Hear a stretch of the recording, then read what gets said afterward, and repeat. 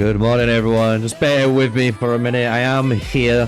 I am just setting up the good old bags for people to find the video or live stream. Technically, while it's live and afterwards, since we haven't played this game before.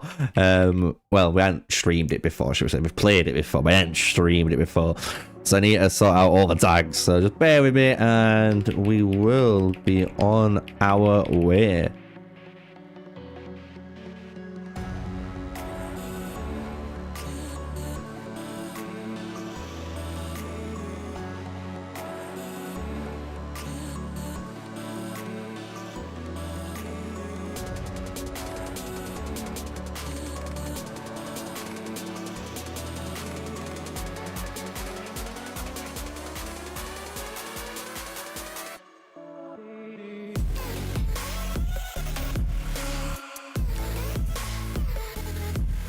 All right, here we go, guys. How you guys doing?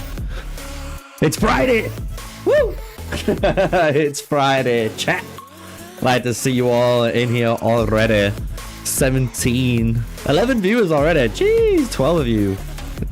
Good morning, good morning. So, as you can see, we've got civilization errors and allies. And the thing is, I have been playing this game quite a couple of months back, and I honestly have been asking the guys, technically my sponsor that I had, can I play this on live stream now? Can I play a live stream and can I make my own video on it?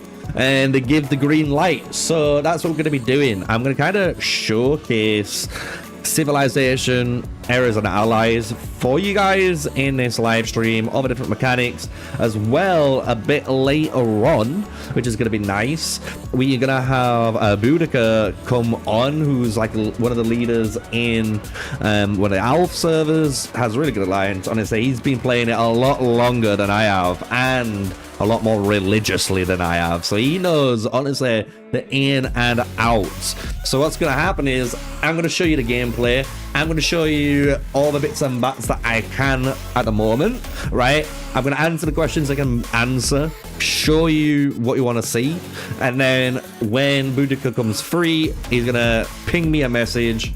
Basically, we're going to drop into a call, and then you guys are going to be able to hear and get answers to any of the real important questions, because there is quite a lot to go on this game. It's quite sick, I'm gonna lie. I will be honest with you guys, I don't know if it'll be for everyone. However, I will say one thing. As of this alpha gameplay, before I even hit start, they have done a pretty good job at respecting the IP, and I mean that, at respecting the IP, and you'll know exactly what I mean if you've ever played a Sid and Mia's Civilization, right? So we're gonna jump in and you're gonna see exactly what I'm talking about. You're gonna be like, okay, all right, because I will give you guys the fundamentals, you know, the layout of the land, if you want to say. But if you've ever played Civilization, it should already look pretty goddamn familiar on how this game actually looks and how it's kind of gonna operate when you play this game, which is kind of sick, right? So the first thing is, how can I kind of split this up? The way you gotta progress in this game is kind of the same as all the others. However, if you've played Civilization, you will notice these research trees are very reminiscent of, you know, good old Civilization, right? And the cool thing about the tech tree in this game is it's constantly generating your tech. So because I've been AFK and I haven't logged on for a good while, right, I have got so much of this tech waiting to be used. I don't know if that's going to still be in the main game. I hope it is, because that is such a sick feature. Because what that means is, if you go to any of these, right, I can go to the industrial error, which I kind of need to work on now, which is increasing the production. And you can just literally go bang, bang, bang, bang, bang, and hit all of the what you call it, the tiles basically, or the tech in one go. It's sick. It's sick. So what we're gonna do is I need to kind of increase my production. So at the moment, what I can do is I've only got 46 out of 116 tiles, so I need to go basically tile farming, right? I can generate more production, because if you look at the top bar here, you got 2 bars, very similar to like Sydney Civilization. This is your tech score, and this is where you guys kind of saw the tech tree, and then you got your production, and your production is just basically anything to do with, you know, generating, and this could be your resources or even this ruins, which is pretty good too, because we've got the ruins that generate you the same kind of per hour income you need for your tech tree, which is kind of lit. So let's just kind of like start doing stuff. So the way combat works in this game might be the one factor, I will be honest, a lot of people might not like, because it's not open field. But if you're a fan of Sydney Civilization, you're gonna absolutely love it. I'm gonna be honest, you're gonna absolutely love it. So we're gonna select Miyamoto March, easy battle. In this, there's 3 heroes. You won't be able to see it at the moment because I am hiding it. Let me just get rid of that for a moment. So in a match, you get 3 heroes, very similar to what we are accustomed to in our good old Age of Empires, right? Ooh, did I not hit capture? Am I being a dum-dum? Oh no, I did. Right, yeah, so just like Age of Empires, you have your armies, which are here on the right side, right? And just like Age of Empires as well, they've got 3 heroes in the slots. But what's really interesting in this game, that's not in the other game, is the way troops and the whole army actually works. So the first thing is, if you guys have not noticed, on the bottom left corner there, or at the bottom, you can see Queen Dido has some troops, you got Mulan with some troops, and then you've got Spartacus with some troops. The thing is, these are different types of units. So you can see these are mercenary units. If we go over to my Mulan, she's got long swordsman. And then if you look at this, we've got Kiris swordsman, right? So in this game, your marchers literally have different, as you can see, just different types of units. And it's kind of almost like a mixed march, if you want to say like a mixed march, right? Because of you have all this to work with in that one formation, and they do make a difference. They have different abilities, they have, you know, different stats. If I believe, if I go over to them, look, 0.92, so they have different stats. You see what I'm saying? Like, it's really interesting that each of these have their own little unit feature. They've got their own little kind of stats that they're worth. So it's, you know what I mean, like it's in depth. So I'm gonna jump back now, because this is, honestly, this game is, when you start to see the layers and layers and layers, it is very good at being Civilization. It's good at layering complexity and allowing it still to be easy to understand. That's kind of the thing that you're gonna get by the end of it, right?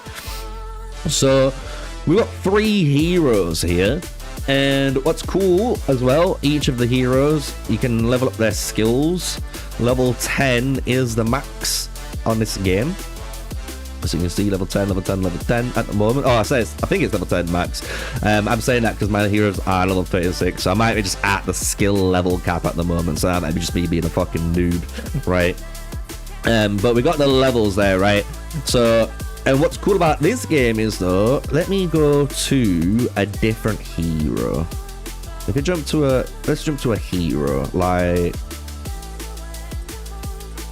this, I think. We need to train him up.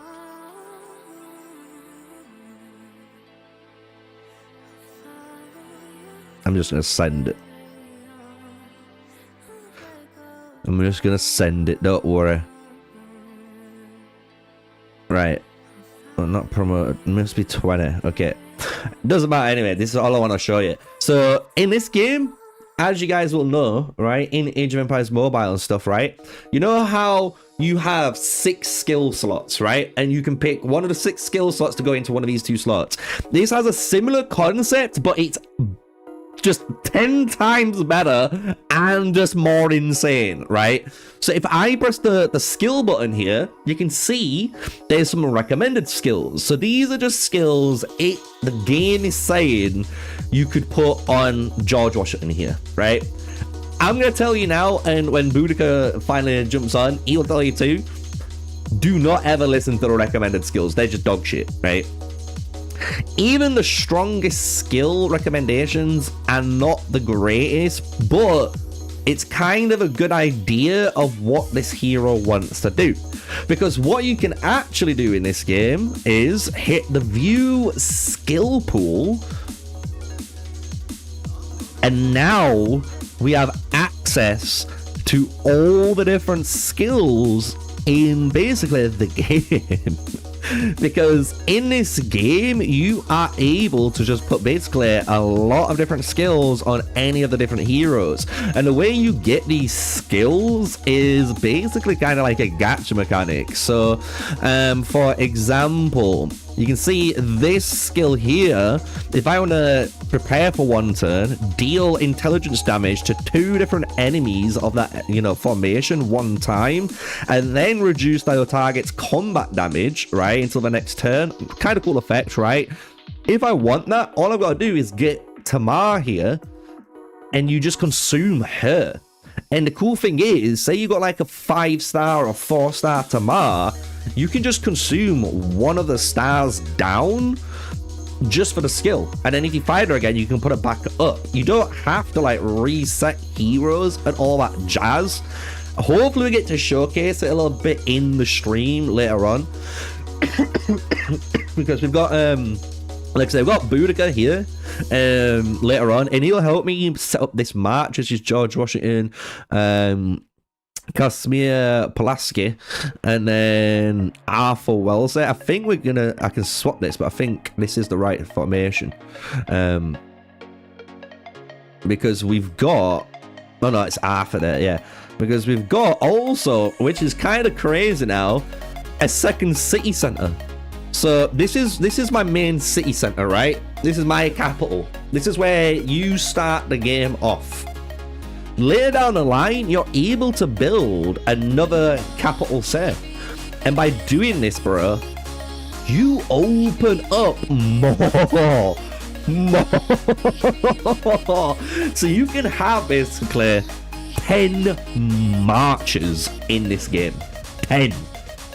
It's cracked. And when you look at like the way formations are as well, they've got bonuses and stuff. So like, if I go to, let's keep with the George Washington one. If we go to here, you can see like this lineup has basically the hero bond here. So with George Washington, Nathaniel Green, and Casimir Pulaski, you unlock the American hero bond, and it just says when you have this, the captain, so George Washington, gains unstoppable, and that means you're immune to control effects. You can't be stunned, disoriented, disarmed, silenced, taunted, or exhausted in that game, which is just nuts. And then if you're in the Renounce era, which is kind of like, a bit progressing into the game, you'll get this extra little bit down here too, which is wow, right? And loads of marches have these bonds that you can just find, and it's a really good way of knowing which direction you want to go in. And even if you don't want to, if you hit this lineups button, oh boy, look, American bond, we've got the Washington horseback combo here. There's so many different combos that you can use with heroes, and it'll suggest them to you. And even if you don't own them, like this one, I'm missing Caesar, it will still show you, look, this is what you got, right? So it's kind of sick that you can do that. Even shows you early game combos as well, just like in Age of Empires Mobile, but the choice is crazy. You can look at how many there is, bro. And the thing is, purple heroes in this game, especially in the early game, are pretty good. You're going to be needing them just to progress, to get that production level going, right?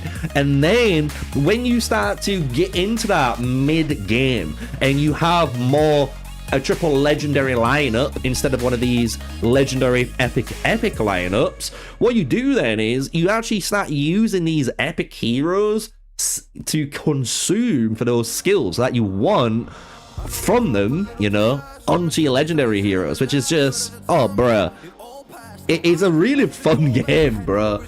I don't know if it's pay to win because of one factor, right? This is alpha, right?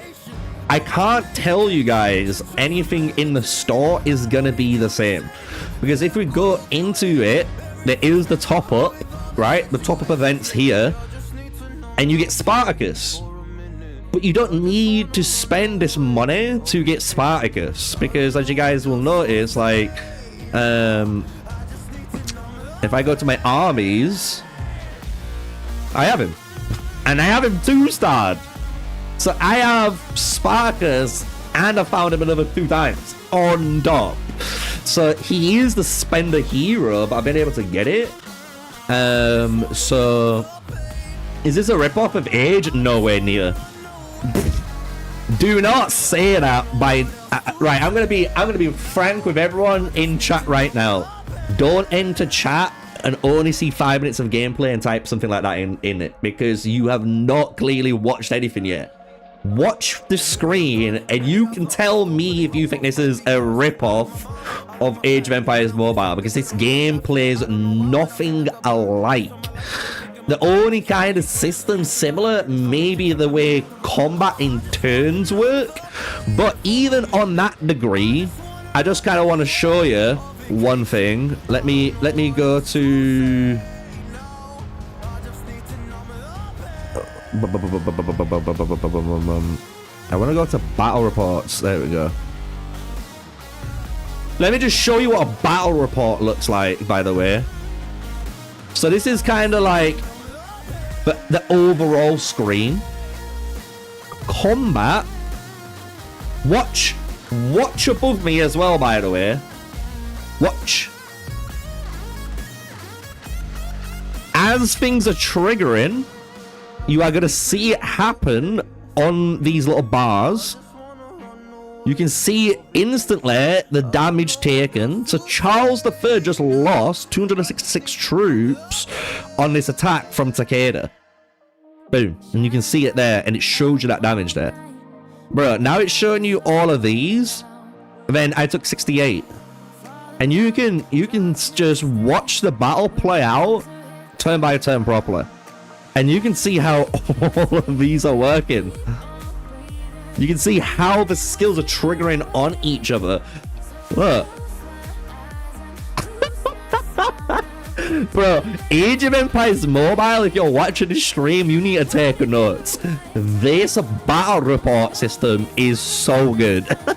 And what you can also do, by the way, you can expand it, so this is bigger, so there's more information. What you can also do, I can press play. And it's gonna play the battle out in the idle form. And look, you can see the units are doing like animations and shit in the battle report. I'm just saying, bruh. This is it. And by the way, I can speed it up. Look, 2 times speed. Look, boom. 3 times speed. Boom. Bro, the report system in this game is so goddamn good. This is the one thing everyone in the genre right now needs to look at and be like, yeah, this is how you do a battle report. Right, but the way the game works is nothing like Age of Empires Mobile. I mean that, right? The way you are progressing in this game is like, if you've ever played Sid Meier's Civilization, it's almost playing like one of those games, but forever. It's a forever game. It doesn't end. It's a never-ending Civ game. Because you are buying, or you're building on these tiles. These tiles is how you progress in this game, in production, and with that production then you can use that to go to the next stage. So you can see up here, I'm going into the Renaissance era, and I'll be hitting these next troops, which is ranged. Basically in this game, you go through all the eras, by the way. Like, industrial age, bro, we have fucking people with, you know, craziness. Look, tanks, bro. We got fucking tanks and all sorts. You go through all of the eras, just like you would do in Civilization. So you can imagine end game, you're gonna be in the industrial era forever, basically, right? But yeah, you need production, but to, like I say, to increase production, you have to take these tiles, right? And then with these tiles, what you can do is you can like improve them. So like if I want to, I can send my march here to Myris to improve this tile. So she's gonna start fighting this tile and trying to improve it, basically, right? And you can do this with all of them, right? And you try to improve these tiles. And if you go to the battle report, look, you can see that I was successful, and you've got, again, the full battle report system like we've just seen before. You can also see the stats. I'm sorry I missed this bit. You can see the stats. Look at the stats in these reports, by the way. You can see everything you need to see perfectly. I am telling you now, battle reports, 10 out of fucking 10. What was the song? The last song? Hold on. This song? This song is called Feelings by Diviners, and as I can't even pronounce it. If you just type in Feelings and then Diviners, it should pop up. The album cover on Spotify looks like a big giant Ferris wheel. I like putting this one on. Where is it? Is it this one? Yeah, this one's good. So yeah, back to it though, back to what we were doing, right? So you can improve tiles. As you improve tiles, as you can imagine, you're improving production. By taking tiles, right, you are also improving production. So everything here is to basically improve. So my marchers are marching. You can see them. Look, they're going to march, right? And I just want them to take tiles. Keep taking tiles, keep taking tiles. Because at the moment, I'm only on 47 tiles out of 116. I've been slacking because obviously I've only done so far. And I was like, yeah, this is actually a fucking lit game. I didn't want to spoil too much until this live stream, right? So what you can also do, just like in a Civilization game, you use your tiles is basically like your core fundamental. I'm gonna be honest, it's the core fundamental, because on here, as you can see, you can harvest. This is gonna make it so you are gonna fast resource these tiles. So if you're in a pinch and you need more resources quickly, boom. You know, is it out? No, it's not out. I have early access to it, and I've asked the devs and stuff if I'm allowed to live stream it, and they give me permission to do it. So I'm gonna be doing a full video on this too, guys, on the channel. I wanted to do the live stream for everyone to have a real, just live raw look, and then my video is my video with this to it. You know what I mean? So you guys can just check it out properly.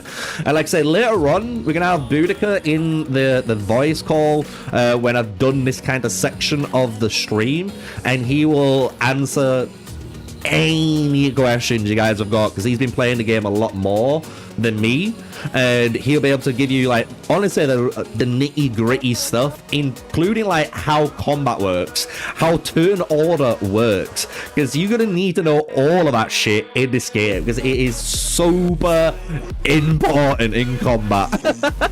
So important. But going back to what we were saying though, like I said, these are the bread and butter, so you can drill units here, and what that means is, let me just go to somewhere a little bit lower, so that is level 4 one. I can drill my units here to level them up, right? So if I need to, I could go to this level 2, I can hit drill, I can go to my George Washington march and begin drill, and you can see them doing their little like quick animation, quick little drill animation. But that's all you have to do. Boom. Yeah, and you're gaining XP. And then you can hit again, begin drill. Boom. It'll just keep doing it. And obviously, the higher the tile that you're doing, the more XP you're going to be able to get. So if I try this level 4 one, I'm going to see if we're going to be able to do it. I don't think we will, because we've got no skills equipped. But hey, we won. There we go. Look. Boom. We just got 5,000 XP, and look at the quick leveling up on the other heroes.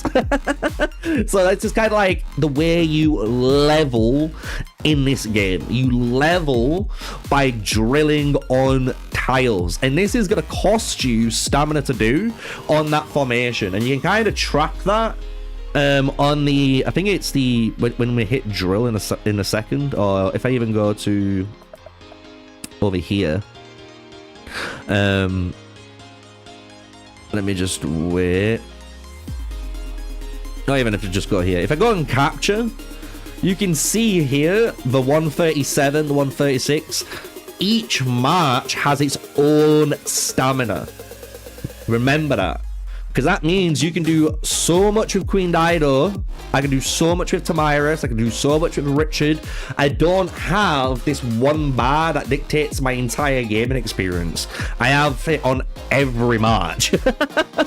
So, for argument's sake, if I go over here and go to Richard, it's going to be an easy battle. I don't want an easy battle. I want to get something that we can take that I need. You know what I'm saying? Let me have a look. Is there anything? Level 5. Capture this level 5. Because obviously the higher level you capture as well, you'll watch my production meter. I'm on 13,448. Watch this pop up basically. Same with here. If I go and improve, I can improve maybe with Tamiris just to show it. It's level 4, battle easy. It's one of my best marches. This is. That's going to improve it in a second. It's just a little bit laggy at the moment. I think it's just because of the time of day. But boom, improves, and now it's a level 5 tile. So you can level up all your tiles to the max level 2. So you don't have to go out and find level 10 tile. Do you get what I'm saying? Like, you can capture this level 4 tile and then build it up to like these tiles, which are like level 8 or level 7. Yeah, by doing that, that's going to give you your production, and by getting your production and then your tech research, that will allow you to progress through the different stages of like, you know, errors in this game. The tech though, I wish I could show you the tech, man. I've already done as much as I can. I'm at this bottleneck at the moment, so maybe I could try and get this done in the stream. You know what I mean?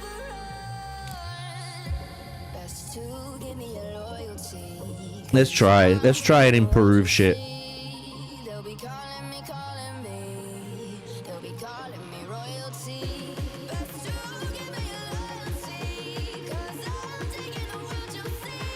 Let's see. But going into the store, just for you guys to showcase, I'll show you if it's free to play friendly or not. I'll show you. This is why I want to say it, because this is alpha gameplay. I can't tell you this is how it's gonna stay, right? So you got the weekly bonus card, like people will see, and I'll show you what these are for in a second. Obviously you get these diamonds, gold to recruit heroes and accelerate building. Normally, you only use gold so far that I've done for recruiting heroes. That's it.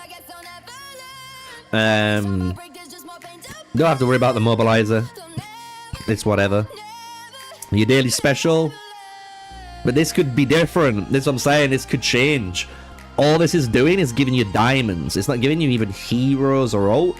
But it is giving you some extra free militia. 10 extra edicts to like speed up more resources so you can get more resources in. This is skill manuscript, so you can obviously do your skills. And then gift of time. This is just a login one. This is obviously, as some people call it, this is your FOMO event, right? This is the one which keeps you going, right? You get Sun Tzu for free, completely free, day 21. Go to Barbarian Invasion. I don't know what this is, but you can kind of see it. If we go to the tactic shop, you can see this is like, if I've done that event, I can come into here. And these are all I can buy. If I go to the market, this is obviously, as you guys know, buy everything with resources, right? Guys, you should know that from normal game. This is your Alliance shop. Valor shop. This is from Arena. There's a betting shop. Oh, this is the one which everyone would love. Because there's going to be certain events when you can bet on people in, I'm guessing, your server. And if they win, you're going to get the rewards and then you can pay and buy some stuff. I honestly think that's a sick idea. That's the Barbarian Invasion. And then you got the Season shop now. Look. That's it. Seasonal purchase, weekly purchase, weekly purchase, weekly purchase. So you're gonna get one of these at the moment and one of them. So I don't know. I don't know if this is gonna be 1, 4, 3, 2. You know what I mean? I can't tell you guys because this is just alpha, right? But you can kind of hopefully see how it is, you know. So reclaim like you would do. These are your monthly cards. The only thing I dislike is this bit, but I don't know how much of an impact it is. The Wheel of Fate. It is spinning to get either extra premium tokens or extra gold, which you use basically to do spins. There is a 7-day skin there.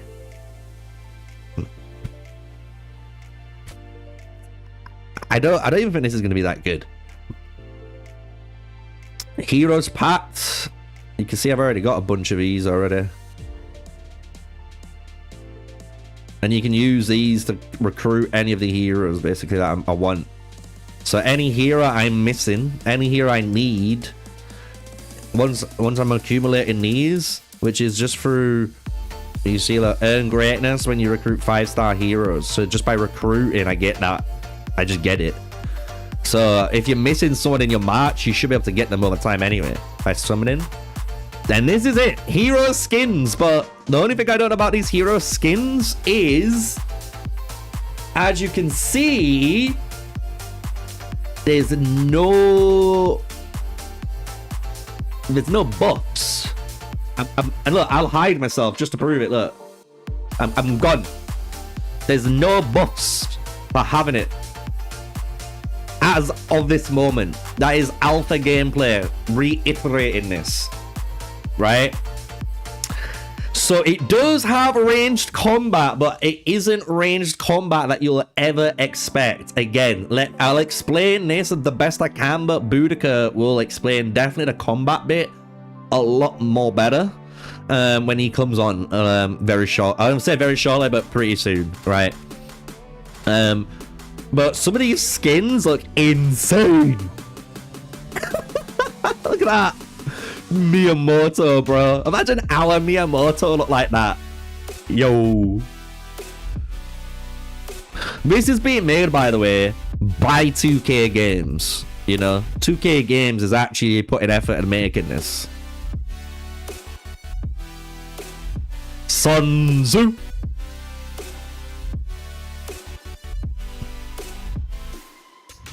Hannibal. Bro, Harold with the Odin skin, bro. That's so mad. So there's the cosmetics bit. And then that's it. So you guys have literally seen the store and the beta in store, and that's it. That's all there is in alpha at the moment, right? And like I said, the top up guy, so if you go to like the top up event, you know, this top up bonus, you don't even need to spend to get Spartacus, because like, you can get him unlocked anyway. I've all got him unlocked, you know. This is just to try and get him, if you want him, you know, day one. But I you know, you can summon him. You can get this. It's an avatar for him. That's it. If we go over there now,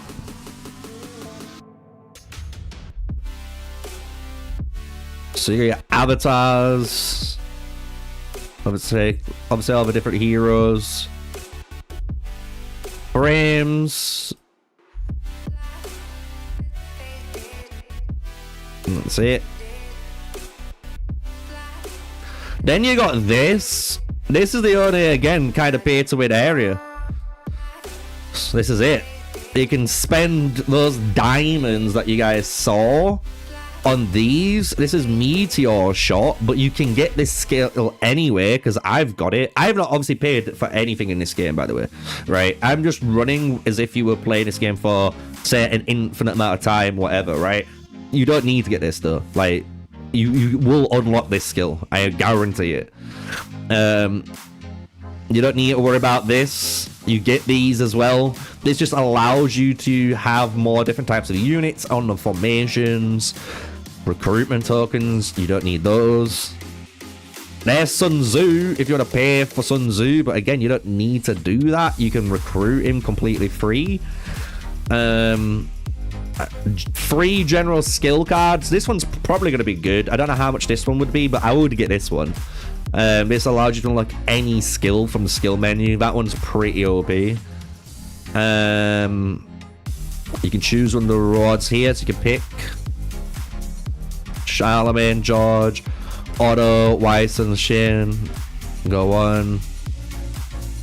Here's Julius Caesar in the VIP if you want to try and unlock him through VIP.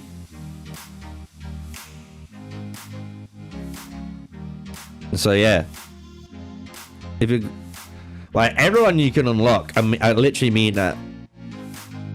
Like even like the peerless heroes. So this is what's kind of crazy. There's heroes in this game. Where is one? Oh, like this. So you can summon. I've literally summoned heroes, right? You can summon heroes that are peerless. These are meant to be like the most like popular heroes, like the strongest in slot.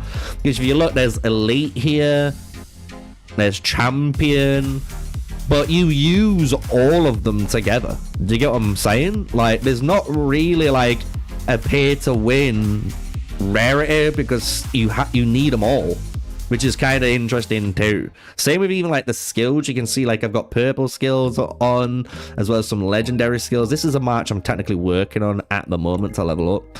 You can see I've already done my Mulan. She's level 10. I need to level up the Richard basically now with the skills. So you can just kind of see that. You can see it's just skill points. You get these skill points from recruiting. I will show you that in a moment. And look, I could just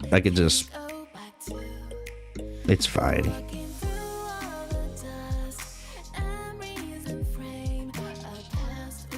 So let me go out. Let me put my webcam on. So to recruit, let me go to it. There's all those buttons, but I'll show you them in a minute. Oh wait, I need to claim, because I'm in the alpha. We get so much gold. It's ridiculous. I don't know how much gold you're gonna get in the actual game. It's pretty good though, like I can imagine. But look, you need 900 gold to recruit 5, which is what most people do. And then when you get more, you get 3.6k and you can recruit 20. So you just go boom and you just keep going. And this is, I'll try and get this lower for you guys actually, so you can see it's only on every 20. There we go. It's every 20 you get a guaranteed like 5-star hero. See that again. Otto van Bismarck. I like how you get this almost signature for him. And it's like that. Anytime you unlock a new hero, I've never unlocked Otto, you get that kind of cool thing, but you can see this is it. And it's converting. You can see how it's converting all of this. These are all heroes I don't need anymore, right? And then when I get full, I'll show you what you do next. So look. Just keep going. Bro, our Casimir's going off. So now, look, you have too many heroes. So I've got too many heroes. I can convert them to skill XP or I can get skill manuscripts. So what you do is, you can go to skill XP and you can see I've got all these different heroes now, right? Right? See, look, there's loads of them. Loads, right? So what you can do is basically, let's just for argument's sake, let's find one. This guy. All of these, if I go here and click on Ascended, it's basically all of these heroes I've already got them maxed out. So I can just kind of like go auto. It'll click them all. And you can see down here, this plus 5,480. That's how much skill points I'm about to get. And I can pay 685 gold to double that. So now I'm just gaining 14,000 skill points for all of those purples I didn't need anymore, right? If we go over, I can show you that. And this is just, when you unlock more heroes, it just shows you this prestige kind of pop up. As you guys saw, this is going to the next VIP level almost, right? But if I go back to my March,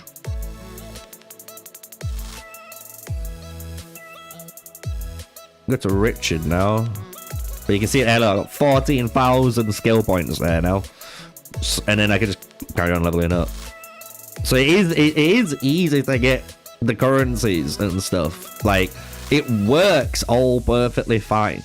You know what I mean? Like, it works pretty darn good for that. And then you've got the units. So as you guys asked earlier, is there ranged in this game? There is ranged, but it's not like you expect, because as you guys have been seeing, the combat is exactly the same as what I've been showing you. So if I go here and I go to capture and I send like Queen Dido there, deploy, right? Oh, wait. Is she out? Oh, yeah, let me bring her back. I'm just going to pay the 20. I don't care. Alright, she's marching over. She's going to go and take it. I'll try and make it so you, hopefully you can see it. But when it comes to the combat has ranged in it. But the way to explain it is in kind of a battle report. So if I show you this here, the thing you need to pay attention to is this number here. You see this number 3? This number 3 is the range of your hero, which is kind of crazy. So what this means is my Tamiris here with the cannons has a range of 4. She can attack 1, 2, 3, 4. So my Tamiris' range reaches all the way to that Consort U. That's the way their ranged combat works in this like turn-based like combat game.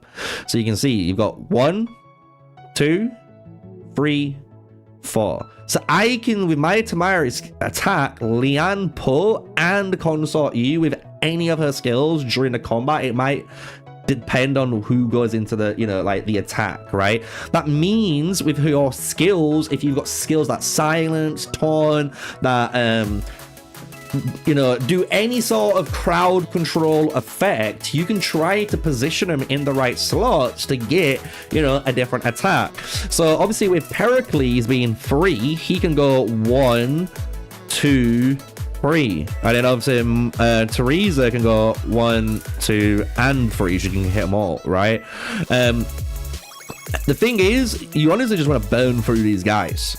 Like, basically, that's the best way to put it. You kind of like burn through these guys and then it'll kind of shotgun through. There is scenarios, I think it's in this March. Is it this March? Yeah. This March is a really good example where range really matters, especially in PvP. Because Mulan has a range of 4. And actually, Mulan is the damage dealer in this March. She's an amazing damage dealer, right? Queen Dido, though, is kind of, if I remember right, the survival support. She's going to be taking the damage, but she's healing and healing and healing, right? And you need her to take the damage to heal and heal and heal, right? Sparkus is, again, kind of like doing his job. He's kind of like buffing and doing his thing. But by putting Mulan, the DPS hero, second in the lineup and not in the primary slot, what it means is she can now attack obviously Spartacus and Narcissus, Pompey and Cassius. She can hit all 3 of the heroes in the lineup. So in certain scenarios, a 4-ranged hero being in that middle slot is very powerful, and you might want to do that because again, you can hit all 3. But in some cases, you might need them at the back because of the job that they're going to be fulfilling, right? So you can see my Queen Dido only can attack Narcissus here. She can go 1, 2, 3. Spartacus can go 1, 2, 3. You can hit all of them, right? So when you start to look in the combat now, you can kind of see this happen. So Spartacus triggers Unyielding Fighters straight away. Mulan did not trigger Swordplay, so she didn't get to trigger this, right?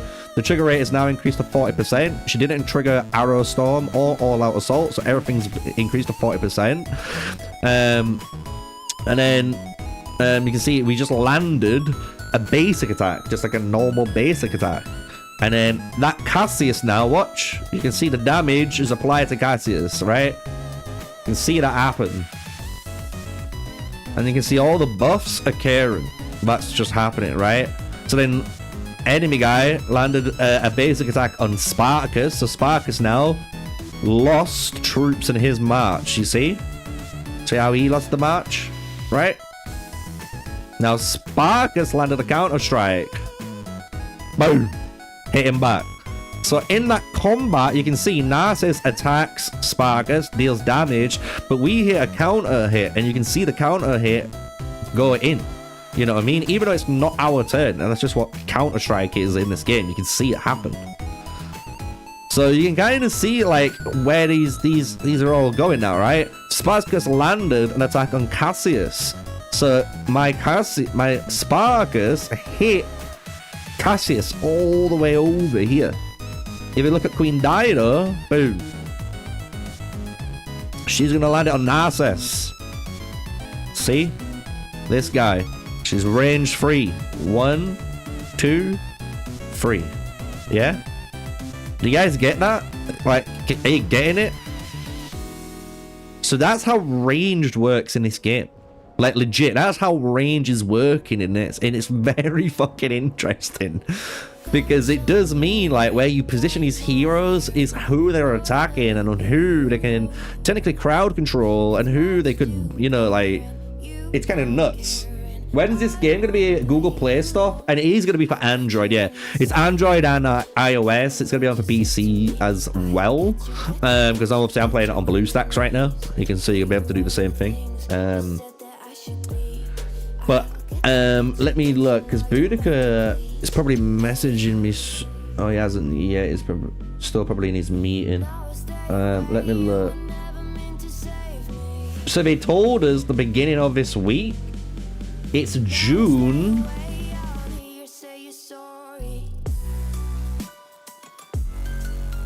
What is that?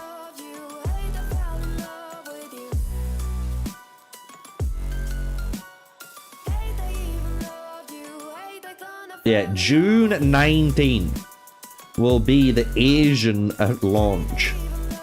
So the official Asian launch is on June 19, 2025. And I can show you that.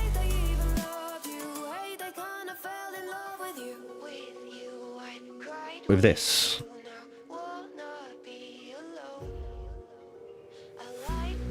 I'm pausing the music chat. Yeah, it's not available right now, guys. You're watching alpha gameplay. It's not available. It's alpha that you're seeing. In all of theirs. As your empire expands, will you master the art of war? Or the art of diplomacy? Strategize to rapidly evolve your technology.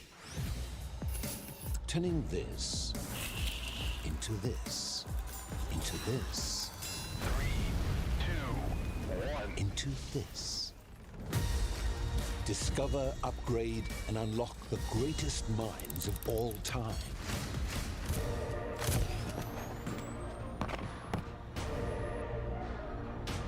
You can see how the movement is there? That's how combat is. See how it moves and does that weird, like... That's how it actually plays out. Collect them all from every era. Then build and customize the greatest team history has ever known. Them jet fighters, mate, look crazy. In numbers. And as your civilization See, that's the one thing I've not seen. I will be honest with you guys. This here is not, I have not witnessed this. This is the only thing I've not witnessed. I have not been able to see large scale PvP, but Boudica will probably be able to give you guys a bit more example. I'll ask him, is it like this? And he'll probably laugh and say no, but we'll find out. And as your civilization evolves through every era, so does the narrative of each season. Because here, empires rise and fall every day. So take the throne and show the world a new way.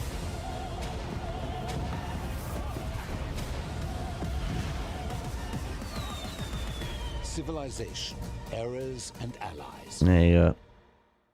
Come in June 19, 2025, like I say. So this was supposed, he said this was going to be the official, you know, Asian launch, but this could be everyone right now. It said, you know, so check it out. You can technically pre-register right now, possibly, and start getting involved in it, right? So if I go back to this now, put the music back on, turn it down. Let me bring it back. So yeah, like, I just wait for that. That's the best way. It is. It's more of a turn-based game. It's not on real-time strategy. It's literally like playing Civilization. If you've played Midas Civilization, you should know this game pretty comfortably. I'm gonna be honest. It feels like you're playing it. Even this. These are buildings I've built. Like, I can go here. Can I go here? Hold on. Look. Can I build something? I don't think I've got any space. No.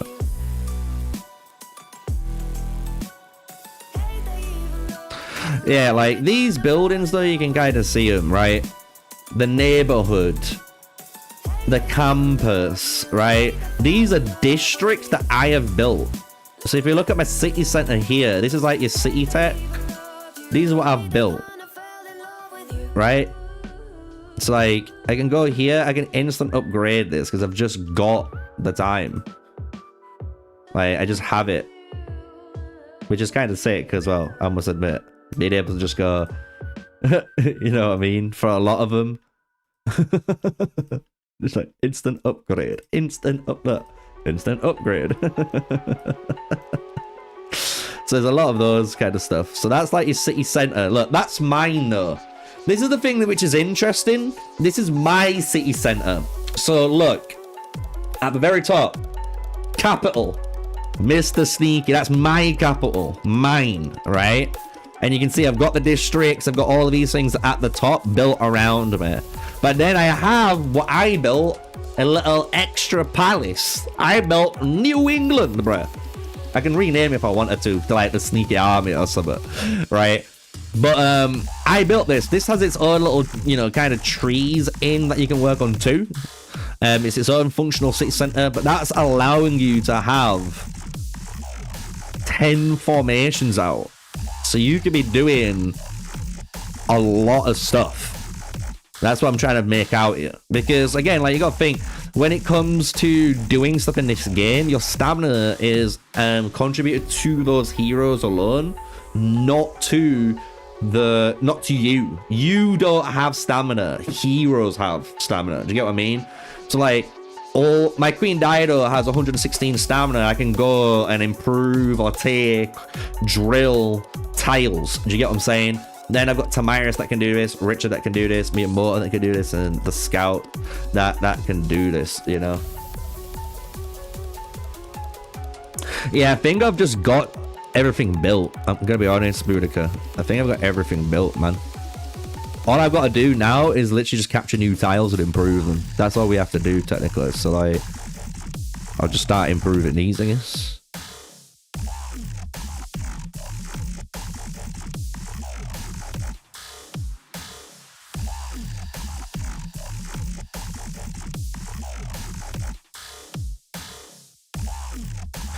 It's like I said at the beginning of the stream, I don't think this game will be for everyone, because a lot of people like the RTS, you know, element of the stuff.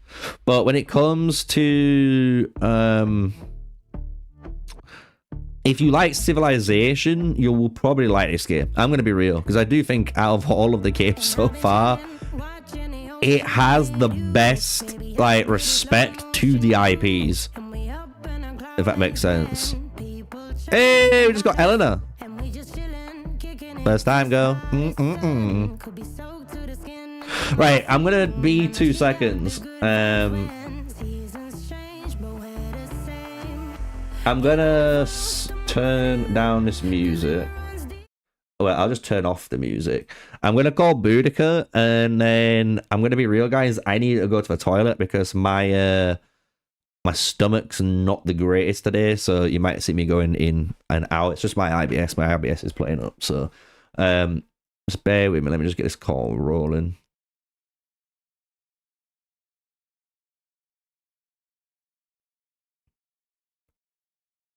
Dun, dun, dun. There we are. Let me just make sure they'll be able to hear you. You're right. They should be able to hear you, I think. Yeah, I've turned off the volume from YouTube so I can understand you here better now. Yeah, you guys can hear him, right?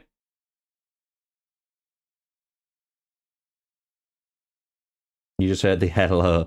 Right, if you wanna I literally need to go to the toilet. So I don't know if you guys will, if you guys wanna ask any quick questions to do with just some basic stuff that I've not gone over yet, Boudica will honestly, like, just fucking answer everything for you. Like, but I really need to go, otherwise my stomach's gonna just, like, explode on camera. I'll try to answer any questions that arise. No promises, though.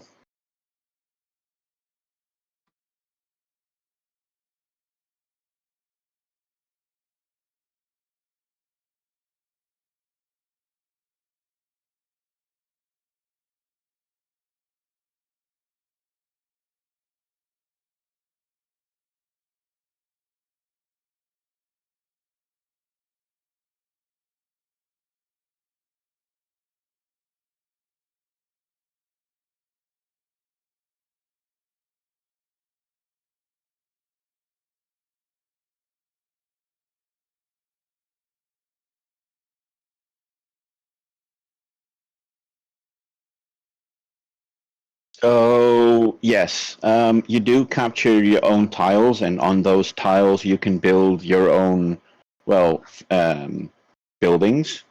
There are alliance buildings, however, like an air gun you can place, or an alliance fort. or a siege tower next to any city or capital you want to attack. But those can only be placed by the chief or the deputies of the alliance.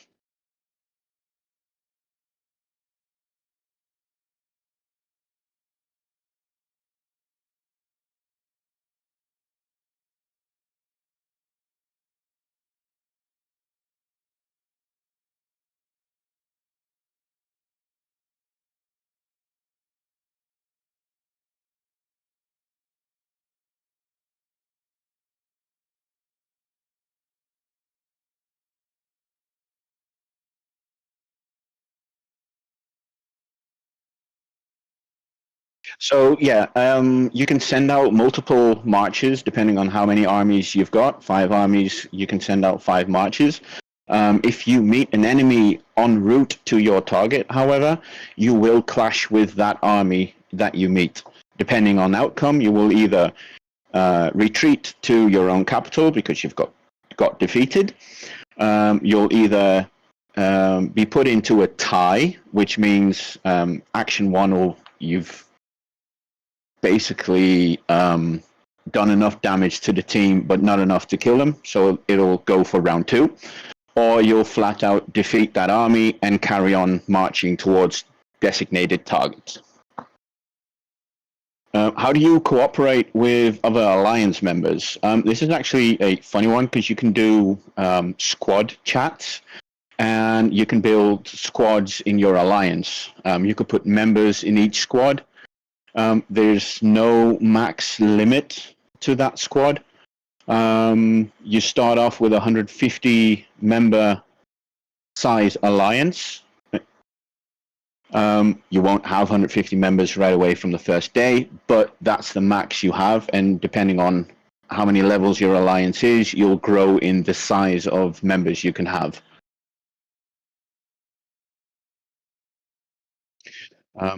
Activity-wise, interacting with your alliance members will basically just be sieging a tile, sieging a city together, because cities can be really strong, especially from level 8 and 9 I promise that cities. Wasn't me. I'm back. Welcome back, Sneaky. Yeah, carry on. Don't let me interrupt you guys, what you were saying. No worries. I was just answering the question about cooperating with other alliance members.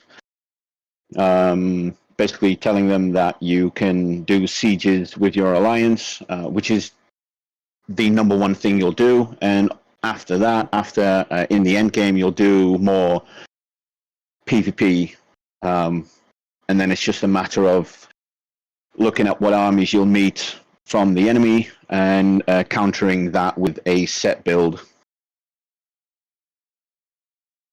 Sweet. I'm just catching up with chat.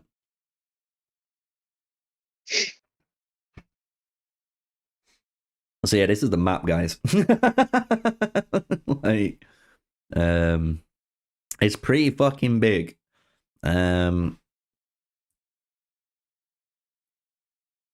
What's interesting is just like as you're saying, like when you go through and you're working as like your alliance members, you're in these like regions, as you can see. So like I'm up here, but you can break through.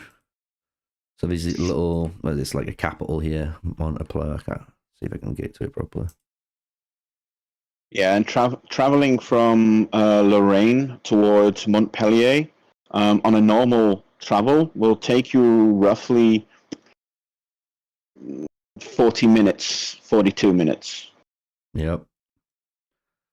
And then you've got like in here, and you've got fucking, it goes deep, guys. But what's cool about it is, like you can see, I'm positioned up here, guys, at the moment. But what I can do if I want to is, Boudica explained to me last time before I went off, is like I can go to one of these like capitals that we might own in this area, and I can send like a scout there, and then they can take like a tile for me, and then I can build my base there, then my capital base, and then I can then build a second base all in this area basically, and have like, this is just doing its own thing with probably the good old palace that we built up there, right? So you can get obviously closer to the action, if you want to say that. So you don't feel like you're stuck in here forever. It's just because I'm taking it a bit more easy, as you can imagine, being in the alpha. I'm just trying to like get great grasps of the game, like basics at the moment. But yeah, the map's massive, guys. Fucking huge. It's fucking huge. And doesn't it like dictate wherever you pick as well, right? Yeah, when you launch the game for the first time, it'll give you the overview as you have it right now. You'll see all the outer regions, Western Europe, Central Europe, Eastern Europe, and all the way around. And it would also give you a suggestion to pick a region. Doing that will give you, I believe it was 200 starting gold. However, that suggestion does not mean you'll end up in the highest activity zone. Yeah. How is optimization? Does it run smoother, more efficiently than AME on weaker devices?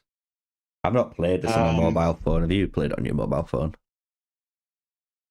Yeah, I've got it running on 2 separate phones, and I know quite a few people that run it on like an A51 Galaxy device, and it runs roughly around about 30 FPS, which is pretty decent. Just in high PvP, during high PvP bits, you might want to turn down your resolution or your graphic settings a little bit, just to boost it a little. But running it on, currently I'm running it myself on an S23 Ultra, max settings, everything, and I get 120, 130 FPS out of it. Yeah, on PC, it's not got any issues. I can say that. Like on PC, I don't really have any issues with this, and this is running through BlueStacks, right, which is an emulator. It's not even like an official client or anything like that. So optimization seems fine. I'll be honest with you guys on that. I'm just trying to see what else everyone is saying. Right. Anyway, guys, this is probably the best time. Anyway, if you've got major questions, this was probably it. So if you want to explain combat, you can do that and stuff. So like, one thing, obviously, I've given them kind of like the basic rundown, but I think it'd be good if you want to explain to them, technically like how skills work. Do you know what I mean? Like the how they cascade down, like how they actually work into an order properly and stuff. Because obviously, everyone likes the battle report system already, but understanding like these skills, for examples, right? Because you went down and explained it to me, and it was quite in depth, like a lot of the stuff, like making sure you're having the right skills in the right slots too for certain heroes, because like there's certain buffs that you don't need in certain slots and stuff. Like this passive one, for example. I don't know if I need to switch these two around on Spartacus, but yeah, you can explain it if you want. Yeah, skills is a major component of the game, and I've been trying this game out for a long time now, and even now I am still learning like the finesse of it. But in general, there's different types of skills. You've got engage, combo, active and passive skills. But you also got the stats of a hero. You've got attack stats, you've got defense, agility. Yeah, all of these. And you've got int stats. Attack is, of course, the counter for defense. Defense is the counter for attack, and agility is its own counter. Int is its own counter. Agility just basically tells you who's going to act first, depending on who's got the higher agility. We've got a question right now. How many tier troops? Well, you have it's the errors in it. That's what I would say. So if you look at the errors, guys, Yeah. look, you've got like the ancient error, which is like the very first one. You can't. Let me just hide my webcam. So like you can see, like this is the very first one's the ancient error, and you can see these like your basics. Like when you first start the game, you'll quickly, and I mean is quickly get into that classical error and be able to like kind of open up more of the game, and you can see there's these other units. So this goes all the way to the industrial era, and you can see I'm already at the Renaissance era, right? So when we look at even like the industrial era, these are going to be the last units in the game. And if you go to like a formation, for example, you can see here I've got these different units all across like the formations. So I've got the naval guns equipped at the moment to my Tamaris, right? So if I go to like this little button, you can see now that it's literally the ancient era. Then you've got this one archer unit, right? Then you've got the classic era, which are these opens up to these different archer units. So there's 4 different archer units. You can use them. You can see how it's got like a 2 out of 2, 2 out of 2, 2 out of 2. That just means you can put that onto two marches, if I remember rightly, right? Because they're unique units. If you go down to the medieval, then it's the same. So you've got the crossbowmen, then you get the longbow, ballistas, the armed, the Cornu, the Bacterian camel archers. These are new because I don't remember seeing these, right? Last time I played. You need to, if you click on it, you can see the unlock costs to actually be able to use it. This one, for example, needs a prestige edict, which is only obtainable through the VIP tiers. Yeah, that's like the new thing. I've never seen that before. Yeah. But yeah, like if you go to this one, you see how this needs an ingot. I can just click exchange, and literally I just go to one of those tiles that you guys saw earlier. Remember me saying to you guys, this is like the bread and the butter of the game. Like you need to understand, like you're going to be using tiles a lot to, you know, XP farm, to get resources, to get these ingots that you're going to need now. Because you can see, look, I just got one there, plus 1 ingot.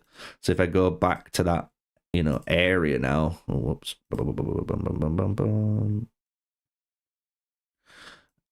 Yeah, if I go back to this area, I can technically go and unlock this unit now, right? I can exchange because I've got 1 ingot. I can just exchange it and it unlocks it.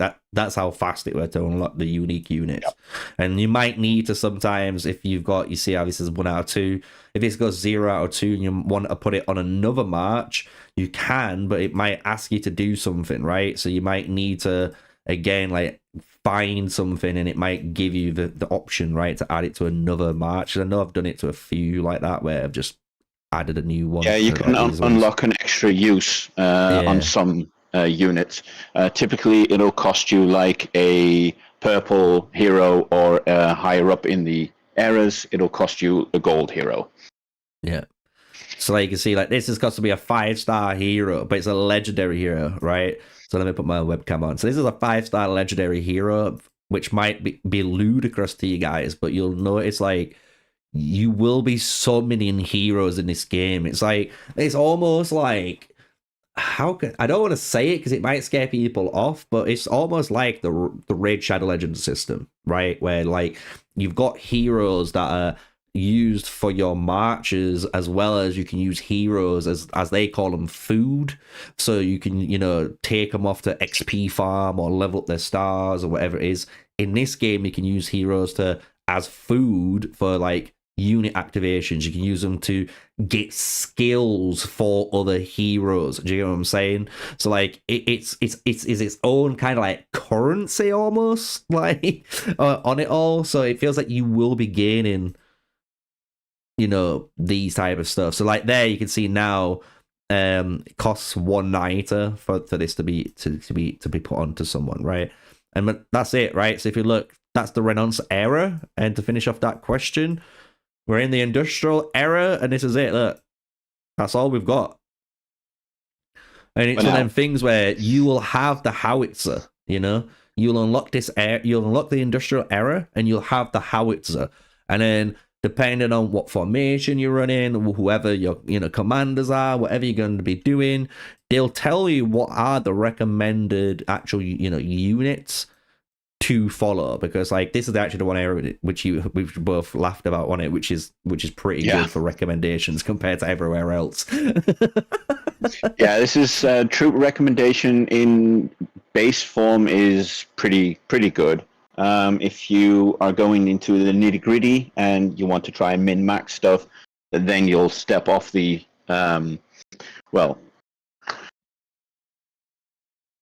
the recommendation. That was the word. Sorry. Yeah.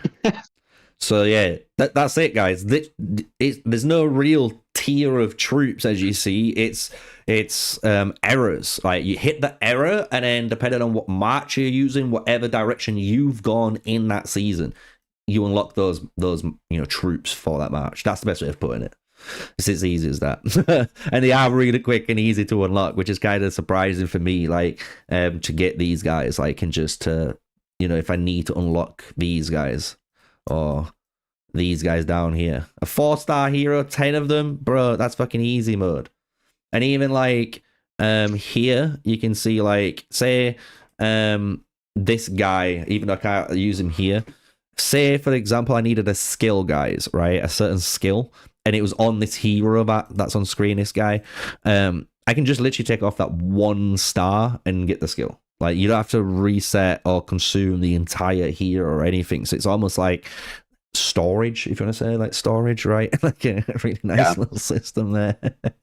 That's definitely one of the new patches that came through, because you used to have to reset the full hero, so you can basically get back or get returned the upgrades you did. But right now you can just use one of those stars after you've upgraded it for anything else you want to be doing it for. So you don't have to disassemble a complete army just to retain one hero.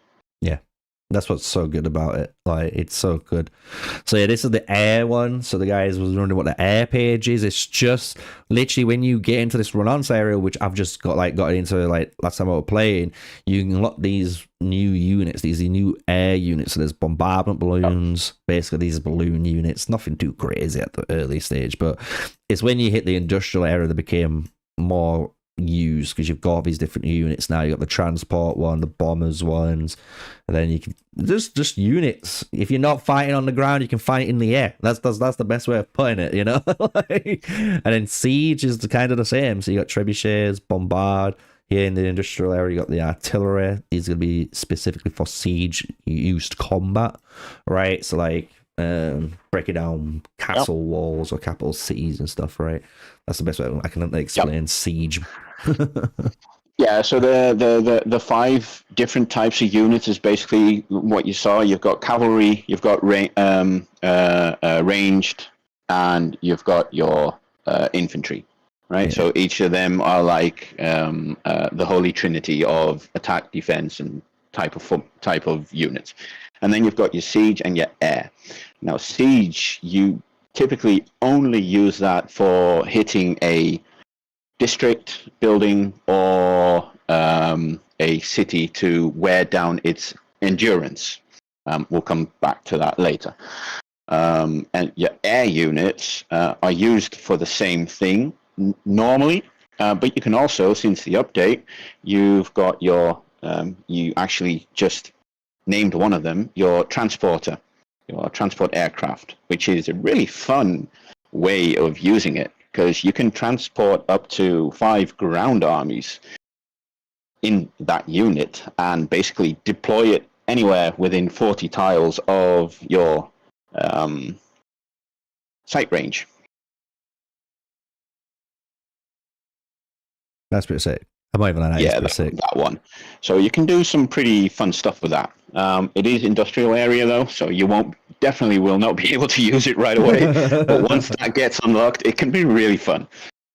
Bro, imagine like an entire alliance of transport aircrafts, and you just see them drop 5 like marchers each, and there's like fucking 100+ people, dude. That's like 500 marchers just appearing on screen, dude. Like, what do you do? Well, there is a counter towards the transport aircraft, and the counter is in one of those units further on, because you've got the fighter units. All right, yeah. the Mustang, the Hellcat, the Fighter, and the Lightning. Those will strike down anything in the air. That's sick. I'm telling you guys, it's honestly, it looks so interesting, man. I have not got to this stage yet, right? And I wish, like, I was playing when, obviously, you guys started, because you went through the whole phases, right? So you got to almost, like, experience the PvP side, because that's the one thing I haven't experienced, like, and it's just, is it gonna be like the trailer? You know, like how the trailer shows, yeah. There's some things in the trailer that are definitely not unlocked yet. Like you've probably seen the mechs walking around. That's that's space stuff.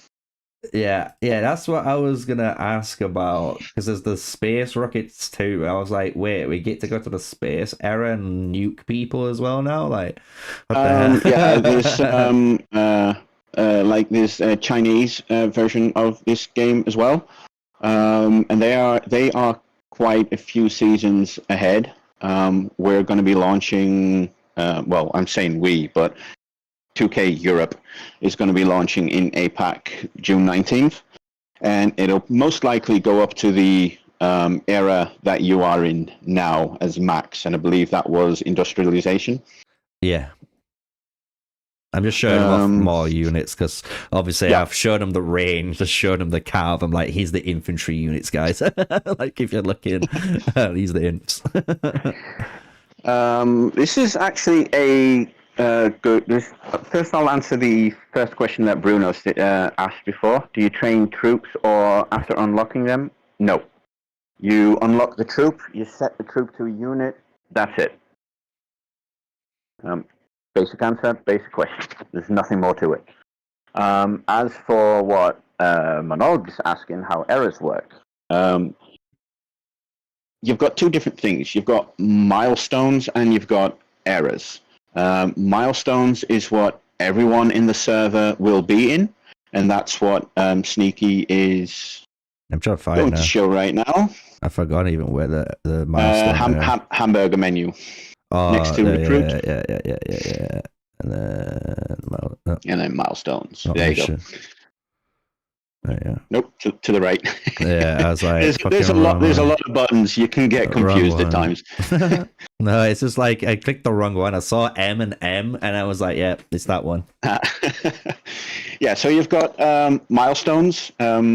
Those go by a set time, and everyone will go through it in the same time at once.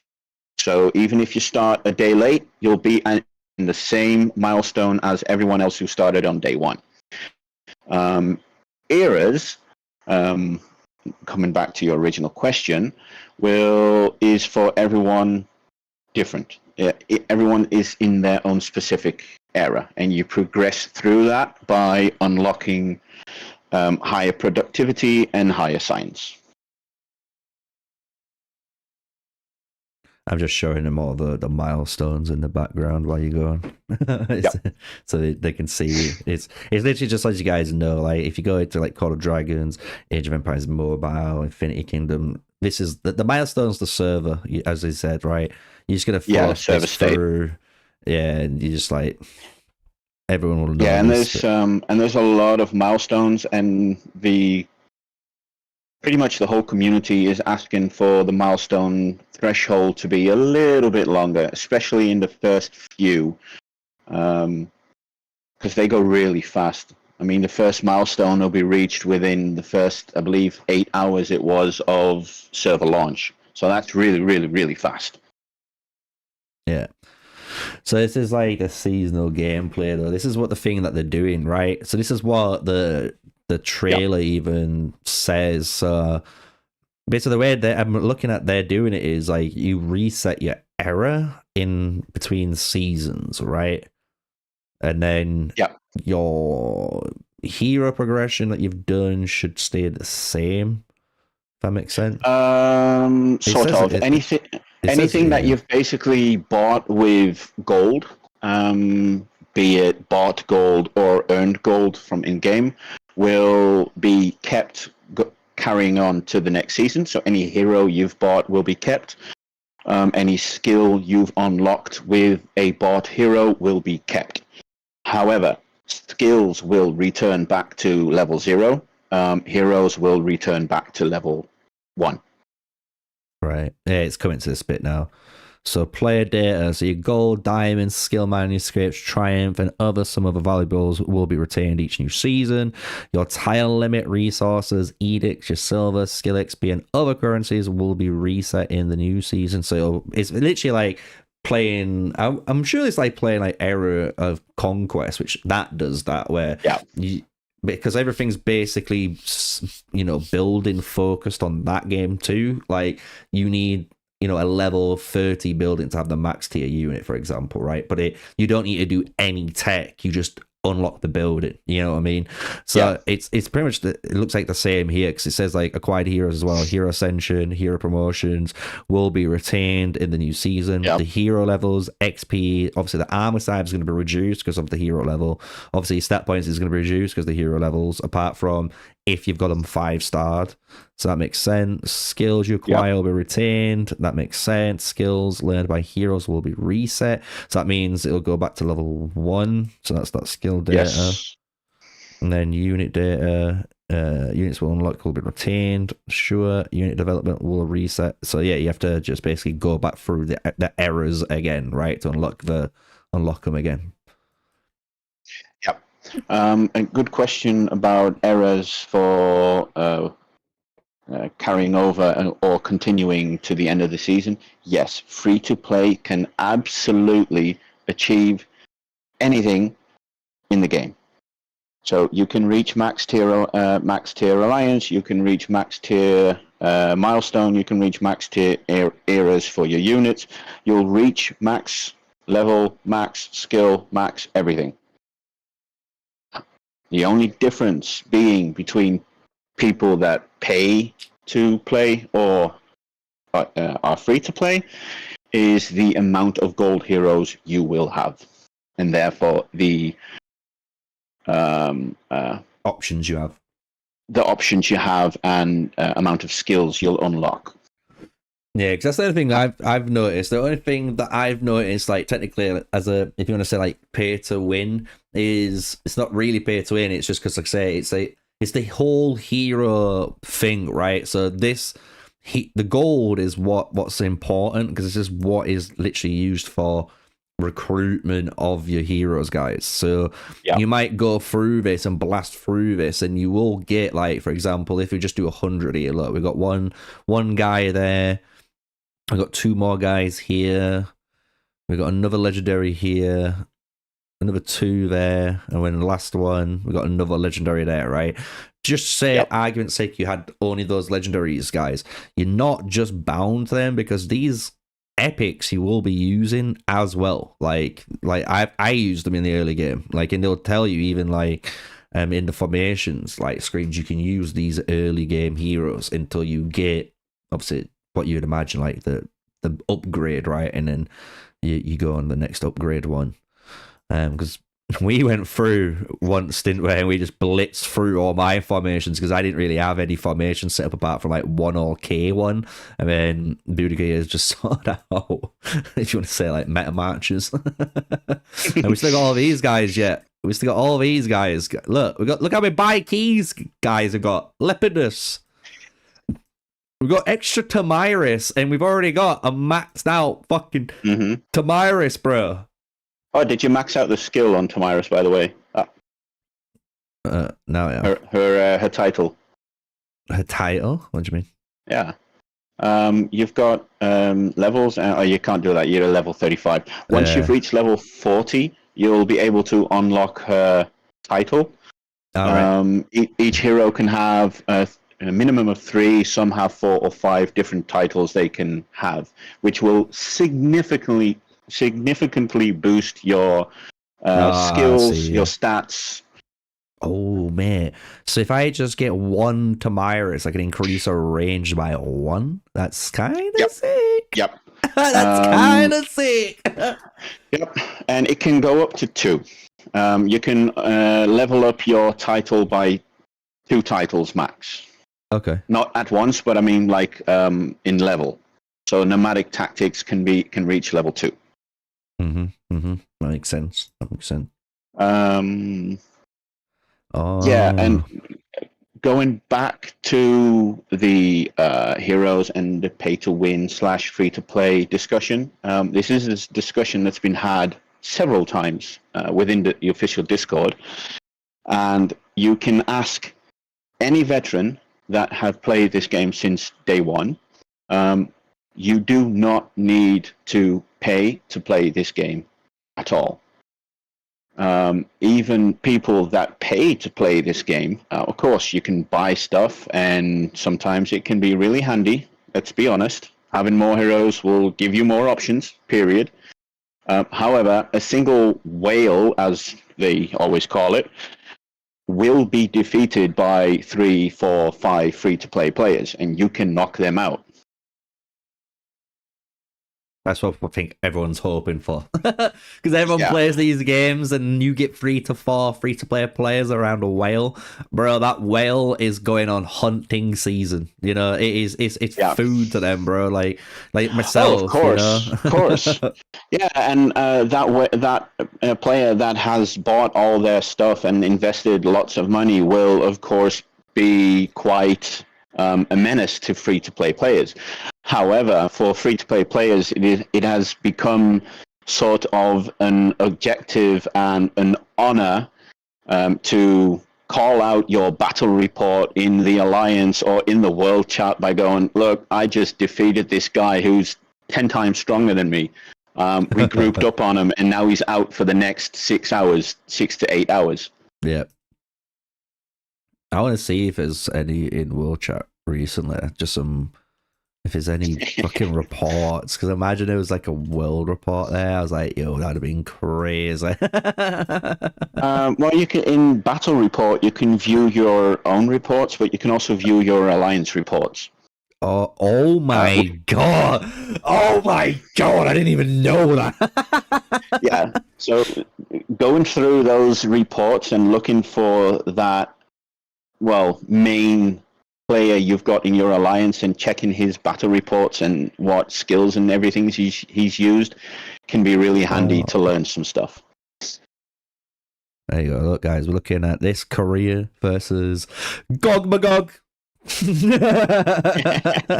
Our alliance, player 5536 versus player 262. Who's gonna win? Obviously, our guy. But you can see here everything going through. I love the combat thing. The fact that you can literally go for it manually here. You can see look, you can literally see all the trigger states happening, guys, to the hero. Look, boom. Boom. This guy's silence. Pericles is silence. If you go over here, disoriented, you can see the silence buff on him, right? Cannot use his active skills currently. He's lost 1k troop. Boom. William Wallace did not trigger his Guardian of Scotland. The Guardian of Scotland. And trigger rate 38%. Did not trigger. But he still hit an auto attack on Bikey for 492.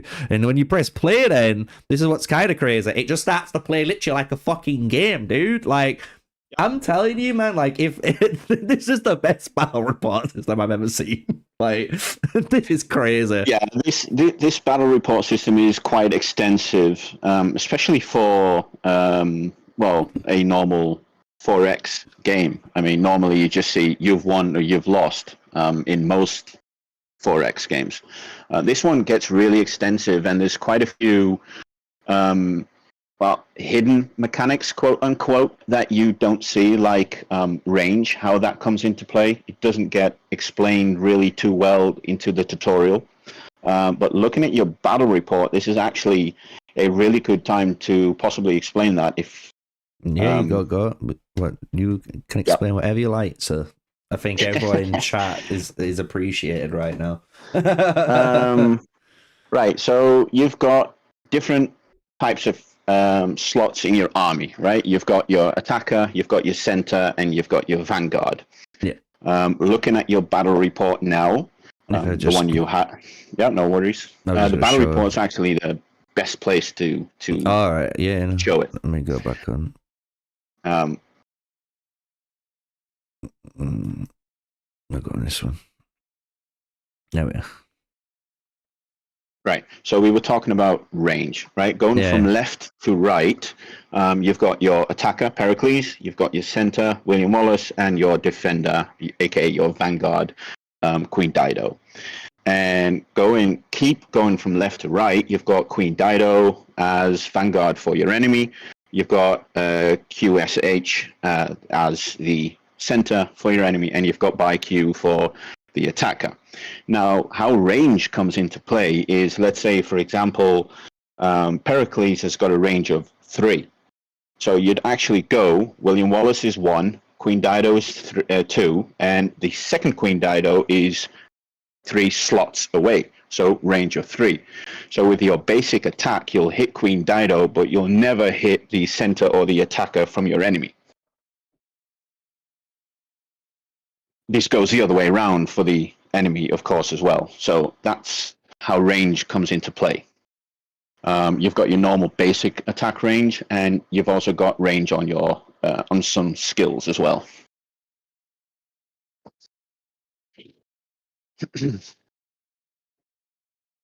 This game is nothing like Age of Empires Mobile, honestly.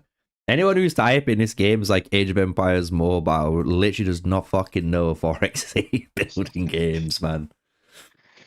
This game doesn't have open field. Straight away, just to say, it doesn't have open field, guys. So how is it the same if it doesn't have open field, like you know? It's not an RTS. It's a true Forex city builder game on Midas Civilization, right? The UIs, if you want to say the same, we can say that about every game. Age of Empires Mobile copied Rock, copied Infinity Kingdom, copied March of Empires, copied State of Survival. Should we just keep doing this weird fucking shit? Because honestly, man, like it's no point. Yeah, you can go back like 15, 16, maybe even 20 years of games. Everyone looks at each other and tries to copy or reiterate a better version of any icon or any skill. This game is completely different from Age of Empires, and that's the last time I'm going to use that game's name in this stream. I tried it. I've played it for 2 or 3 weeks, and I quit really fast because I already noticed back then how the monetization was going to work on that game. And playing this for the last 2 years it's nothing compared to any other 4X or RTS game which has monetization in it.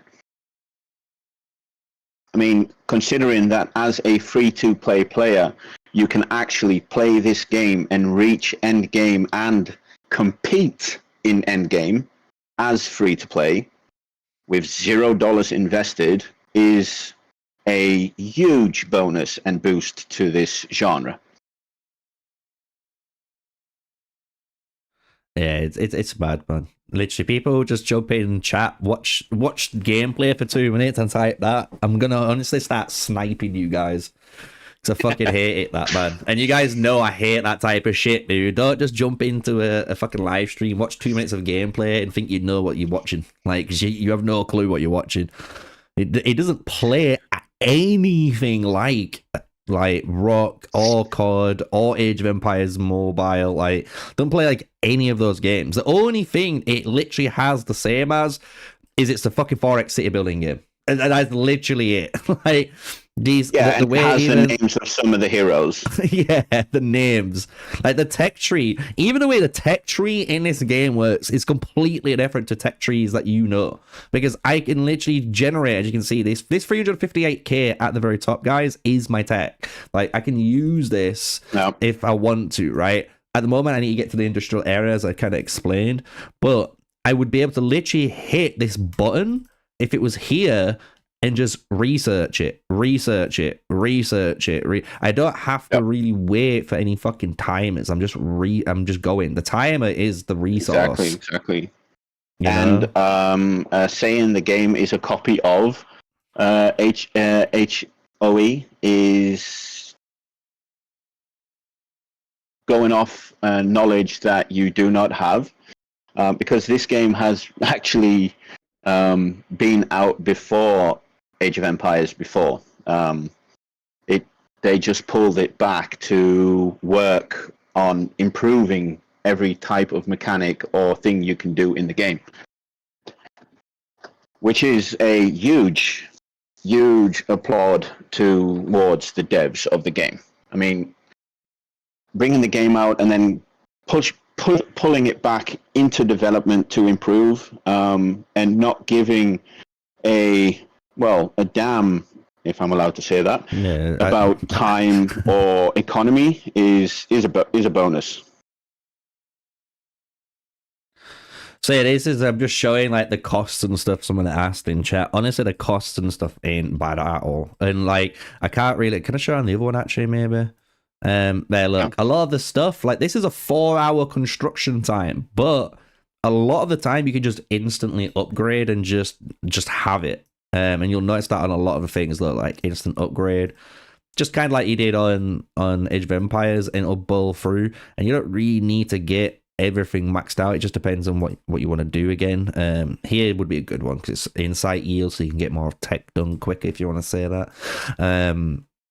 But apart from that, like it's exactly what you expect, guys, like in these. And like, you see how I'm running out of resources? Well, I can do two things, right? You guys wanted to know about resources again, so I could either like jump out, let it, you know, periodically start generating it, or I can just go to any of these tiles. So say I needed wood, right? I need wood. I would just go to the food. Just say I need food. I'll go to the food level 8 tile. I hit harvest, and it's that I'm using these edicts. I've got my injection, and I'm gonna get three slots of injection of like in there, like so. Picking up from your explanation of resources, is it hard to farm resources? No. Absolutely not. You've got 3 different types of resources, right? You've got iron, you've got stone, and you've got, corn, food. It's what it's called. Farming that goes automatically. Basically, what you do is you capture a certain level tile of one of those resources, and from that moment on, it will improve your resource gain. The screen you see now on Sneakyy's view, you've got stone. He's got 85k of resources, and so on and so on. This happens naturally. You don't have to do anything else but capture the tile. Now, food is really important, because with food, you'll train your troops for your armies, and iron and stone is generally used for upgrading buildings inside your city center.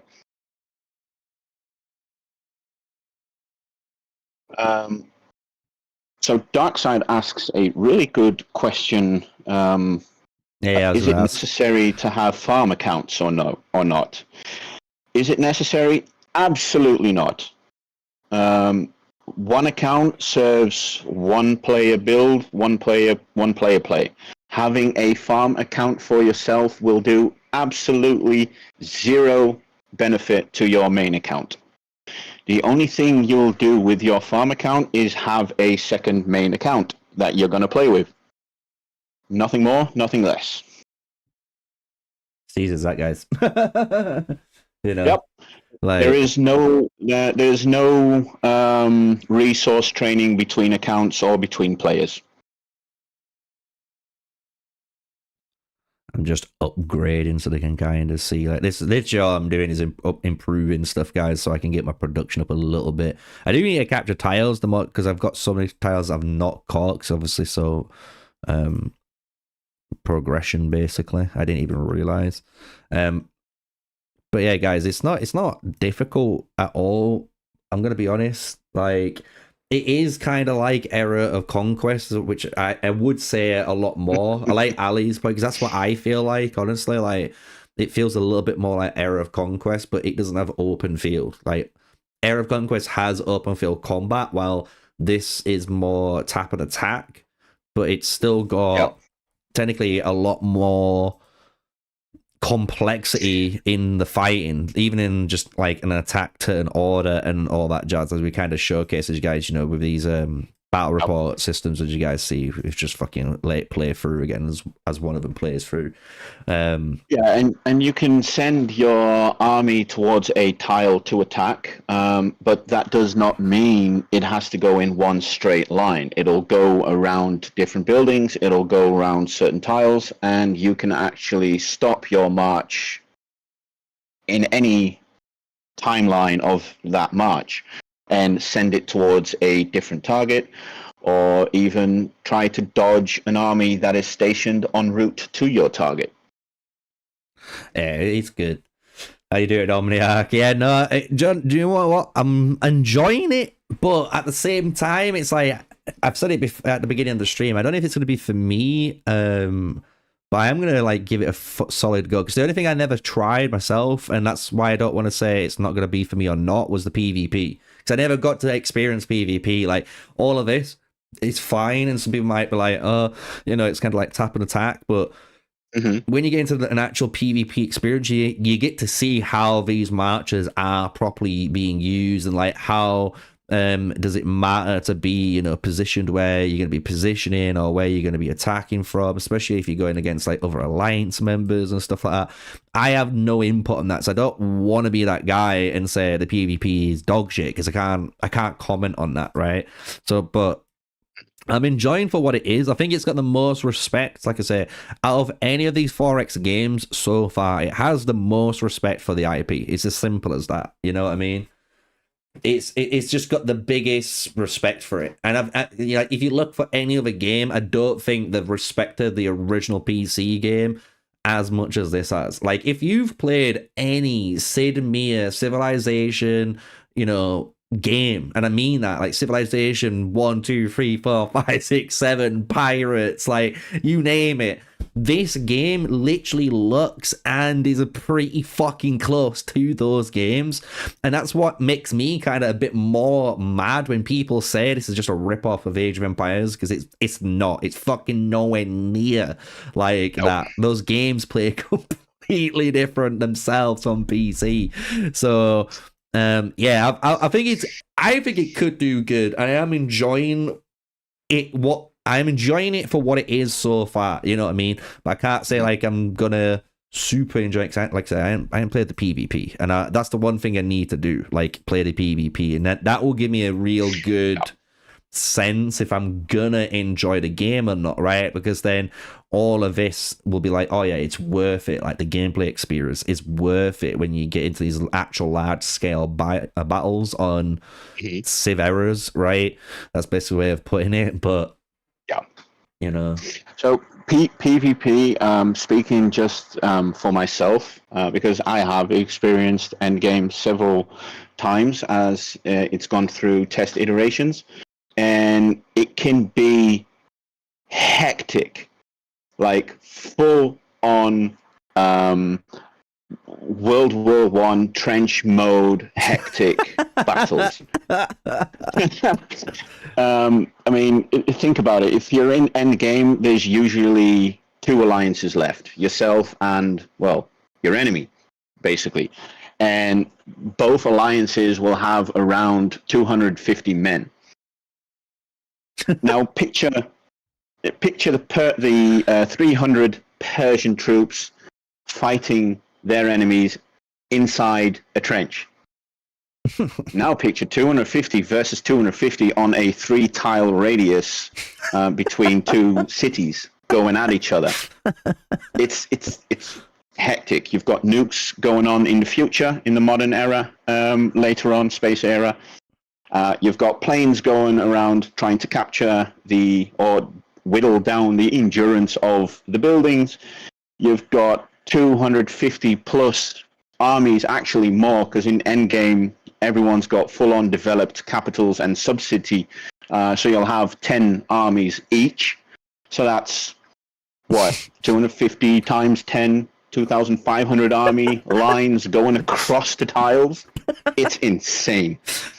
Yeah, honestly, do you know what I'll say? And I think Omniarch might agree with me saying this too. Like, I do think this could be definitely like the number one like city building game in tap and attack, if that makes sense. Like if you're gonna compare it to like tap and attack games like Whiteout Survival, you know, King Shot, all these games where you just literally hit and it goes, you know what I mean? This definitely could take the cake, because like I always try to separate these games into two basic camps, right? You've got open field or you got tap and attack. That's like the best way, because obviously Rock introduced it. Then you got COD, you have like Age of Empires Mobile, we've got Age of Titans, Era of Conquest. Like those games use open field, almost like an RTS style gameplay.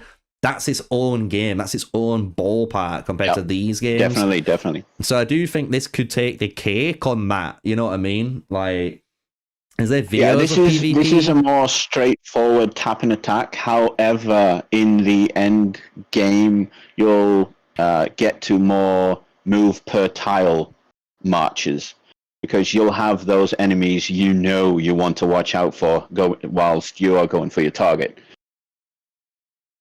Because you don't want to try and reach your target while you get hit by that one guy that you know counters your army.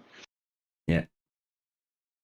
I'm trying to find a video for you guys if I can, but I don't think anyone has any legit. Because that's the thing, like, a lot of the stuff, especially like recently, the game's been on like NDA. That's why like you guys, I've been playing it and I've been doing stuff for them in the back in the pipeline. So as Omniarch and stuff and some other content creators that you guys know. But you know, when it comes to the PvP stuff, people weren't like, I'm gonna say people just haven't been able to record it and use it basically. Like, so I can't really fucking find any footage for you guys. I'm trying. I'm looking. I'm scouring the fucking internet of YouTube for you guys, but I'm honestly not. If you give me 3 minutes, I might be able to help you and the community out on that. Oh, that'd be sick. If you guys want to see PvP, yeah, we'd love to see some PvP properly. Like, because that's the one thing everyone wants to see. Because that is the big thing. It's like the game, honestly, is cool, and like what you guys are seeing right now is technically the end. I wouldn't say end game, but it is. It's technically the end game. Like these guys here that you're looking at have got airports and shit, because yes, they've got planes, bro, and they're in the industrial age, and that's why the cities look kind of a lot more extravagant compared to mine. And they're right next to the main capital here, the Babylon City.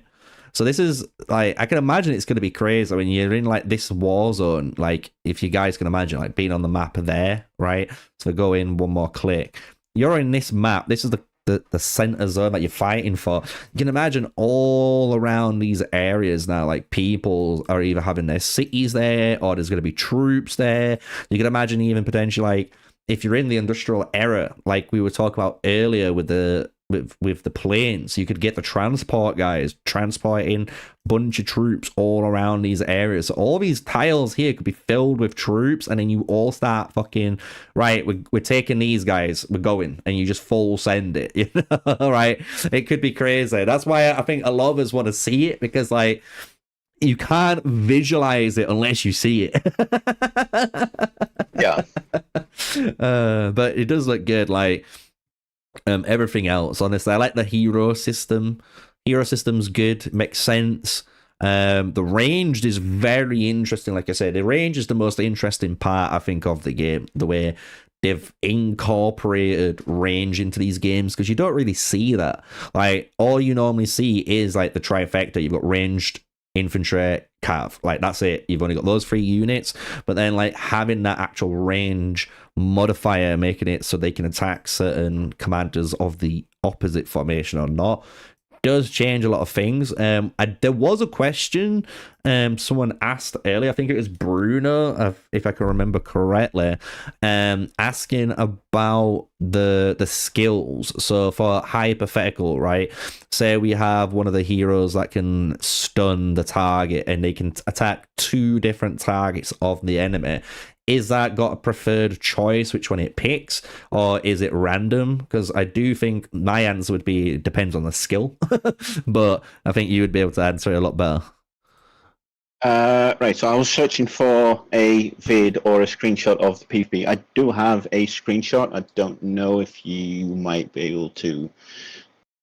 We'll get back to that later. Right, so sorry, apologies. You were asking a question about skills, range and skills. Yeah, range and skills. Yeah, it was wondering about. So I'm trying to find like a hero maybe who has a skill that does it, like this one. Like if the target has a debuff, we deal one additional extra damage to the target. So the question is, like, since this can target, I know this can target 2 enemies, but say you had the option to target all 3, is this target random, or does it have a specific way it does choose targets? Does that make sense? No.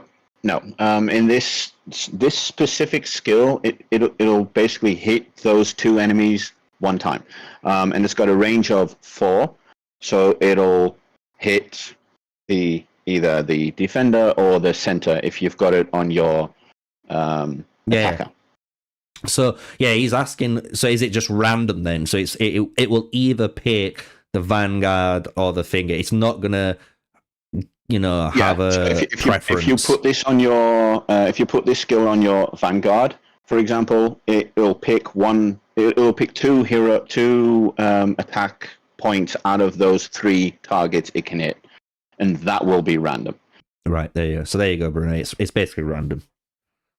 Easiest way of putting it. It's just random. Like, you're gonna have 2 choices. Yeah. It's gonna pick one of the 2 choices. There will be skills. If it can only reach two targets, it'll hit those 2 targets. If it can reach 3 of those targets because of the range, it'll pick out of 2 targets out of those 3. Yeah, I'm trying to find one, like, even like buffs or certain things. It'd be like Age of Empires, Bruno, where you can say like certain supports and certain skills in this game will be like target, maybe a hero with certain conditions as a priority, because that's who needs the buff. Like maybe it's an intelligence-based hero. It's like it'll look for an intelligence-based hero in your formation. It'll buff that one up, which you can imagine like any game would do. But again, that's skill specific, as you can imagine. And there's so many fucking skills. That's what's crazy about the game. Literally, there's just, like I said, these are all the skills in the game you're looking at, guys, now, right? And there's a fucking lot of them. And like, some of them are really insanely good. Even at like purple level, they're really good. And then you got the legendary ones, obviously a step above. But you're going to be able to get all of these again by just, like, if I have a free Richard, get rid of it, you know what I mean, or something. Oh no, well, Maria, should I say, Maria Theresa. So we get Theresa here, boom, get rid of Theresa, we can get this skill. If I go to what's this one, and there's some skills that can be unlocked by several different heroes, especially in the purple range. Yeah, there's loads in the purples you could just grab. I've got these ones already ready to go because we did it the other day, didn't we? Like, we got all of these purple skills covered, so I didn't have to really worry about them anymore, which was quite nice. That's the cool thing as well, guys. You can unlock all the skills. Like I've got all these skills unlocked. I've not used them yet, but they're there. Like, and if I just want to use them, I can just go and use them now. You know what I mean? So that's kind of the cool thing too. Like, it's almost like you've just got this big, almost library storage that's always there. You know?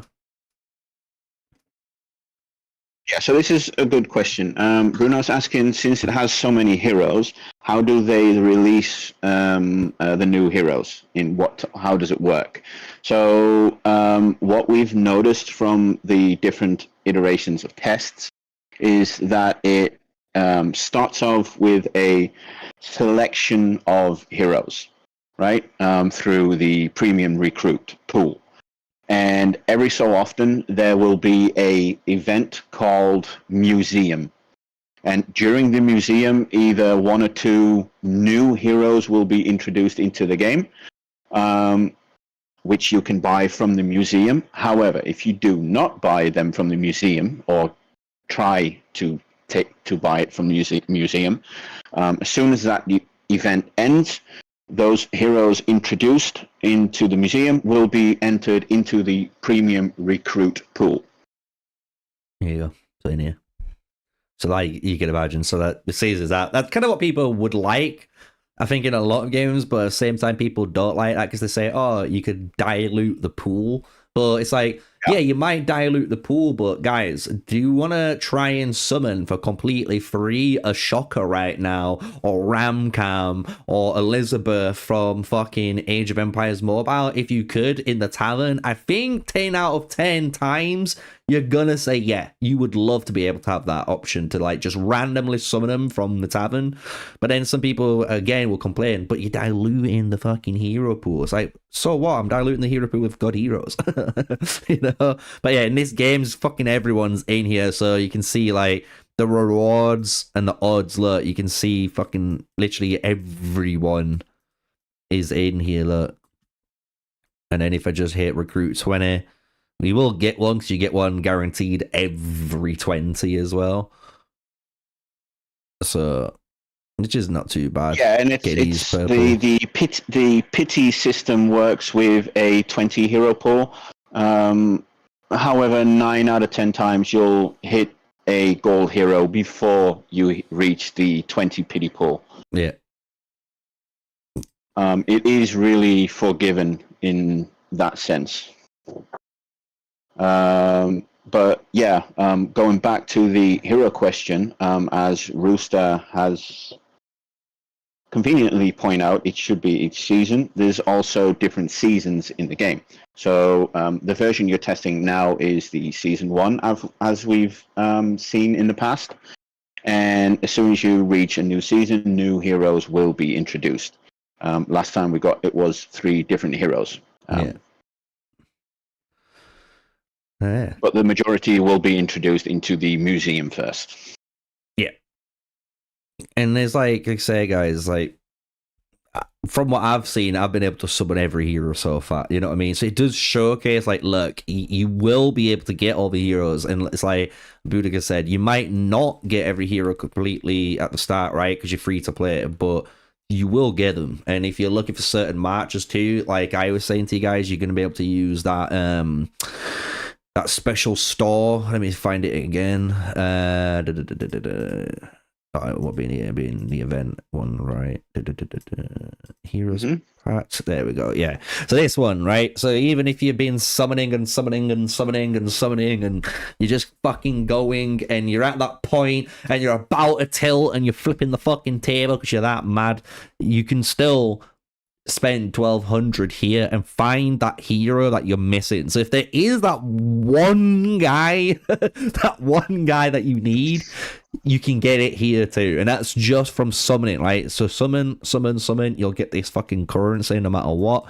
And then you'll be able to do any look. It's everyone's here. Like everyone. I mean that. So that's kind of the cool thing too. So even as a free to play, if you're looking for a specific march, or you want to go and build a specific march, you can do that, because you got to think you might have 1, maybe 2 of the heroes tops for that march. So then you look for a third kind of supplementary hero that's going to do the job, do it pretty well.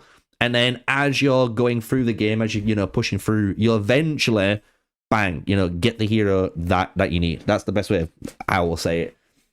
Obviously, the peerless heroes are the only ones that you can't, but I don't think many people, I think even free-to-play players won't really care about the peerless heroes. But I am lucky enough to have one of them, right? Which is Saladin. Where is it? Yeah. Yeah, I believe you had one peerless. Yeah, there you go. Yeah. And I've summoned this. Yeah, the peerless. My OBS said it disconnected and it's reconnected. Is the stream back, guys? My OBS just kind of freaked out. Stream okay, guys? Not yet. It's on buffer. Let me look. They might have to just refresh it or something. I don't know. It's saying it's going again. Are we good? Are we good, chat? I don't fucking know. Yes, we're good. Okay, sweet. Yep. Yeah, I don't know. OBS had a little fit then. It came up with a pop-up. At least it notified me. Fair enough. We're good. We're good. Yeah, we're back. We're back. That's good. So yeah, I forgot what we were saying then. Or peerless hero. So yeah, I said it earlier myself. Like, I'm gonna be real with you guys. Look at this Green Diado march, right? And Boudica helped me build this because this is like one of the best marches like in the game people have been using, right? Especially for what you say, was it for tile pushing, right? So if you want to get the higher level tiles and stuff, for beginning to mid, it's really, really good. Yeah. So this, right? This is one of the best marches, right? Now, I'm just going to say, look, this is a fucking elite hero. This is an elite hero.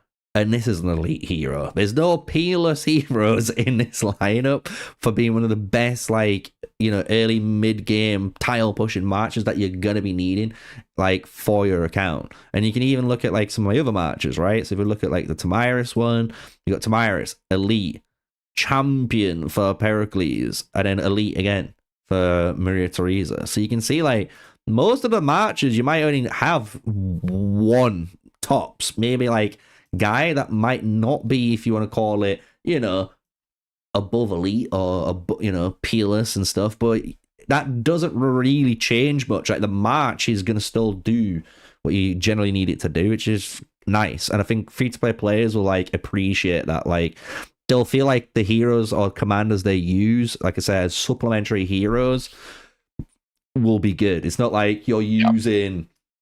It's like, imagine, like, guys, imagine me saying to you right now, warrior cavalry, and you have to use Harold.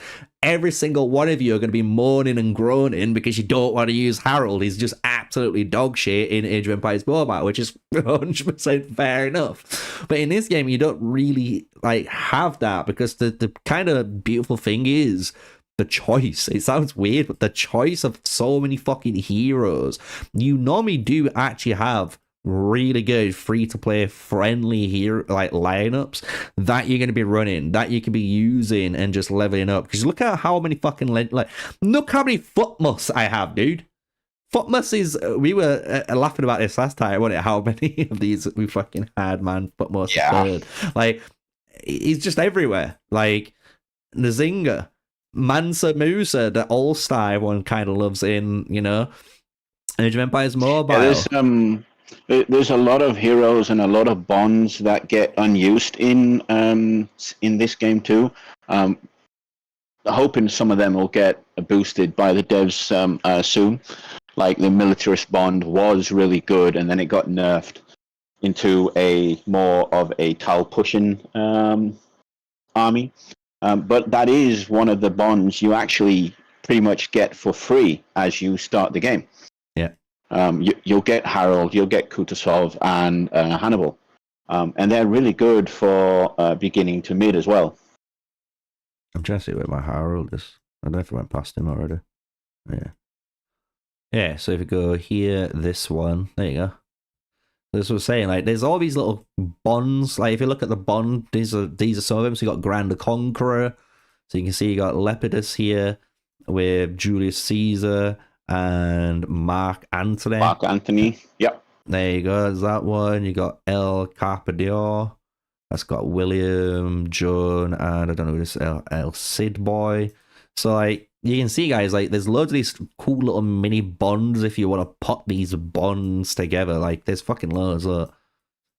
And they've got their own little effects. So you can see, like, for example, Iris Polida, during the first turn, increase all allies' trigger rate of active main skills by 8%. And that's if you're going to be running Charles with Joan and Charlemagne together, right? So this is what's kind of cool about it. This is what I mean. Like, look at this one. Women of Times, there's 4. Any of the waifus. Pick your favorite waifus and slam them together, guys. Everyone's gonna do it. I know people are gonna go like Boudica, Cleo, and Mulan. That's like the 3 waifus everyone loves, man. Like, boom, we've got it. Reduce damage we're taking. Love it. So yeah, I can, like, say, there's the loads. That's the end there. So there's all these different bonds you can even go down if you want to go down these routes. You don't have to, as he said, but I like the fact that it gives you all these directions. And again, you can go to the, you know, formations. If I go to like the formation screen, say like Pericles, I can go to lineups and I can see all these different lineups that has Pericles in, or if I want to find lineups for Tamiris, I can find up all the different lineups for Tamiris. Like, you have it. I'm not gonna lie, the game is gonna put me out of a job.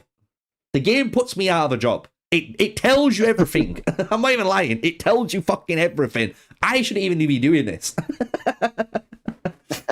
You have to step out.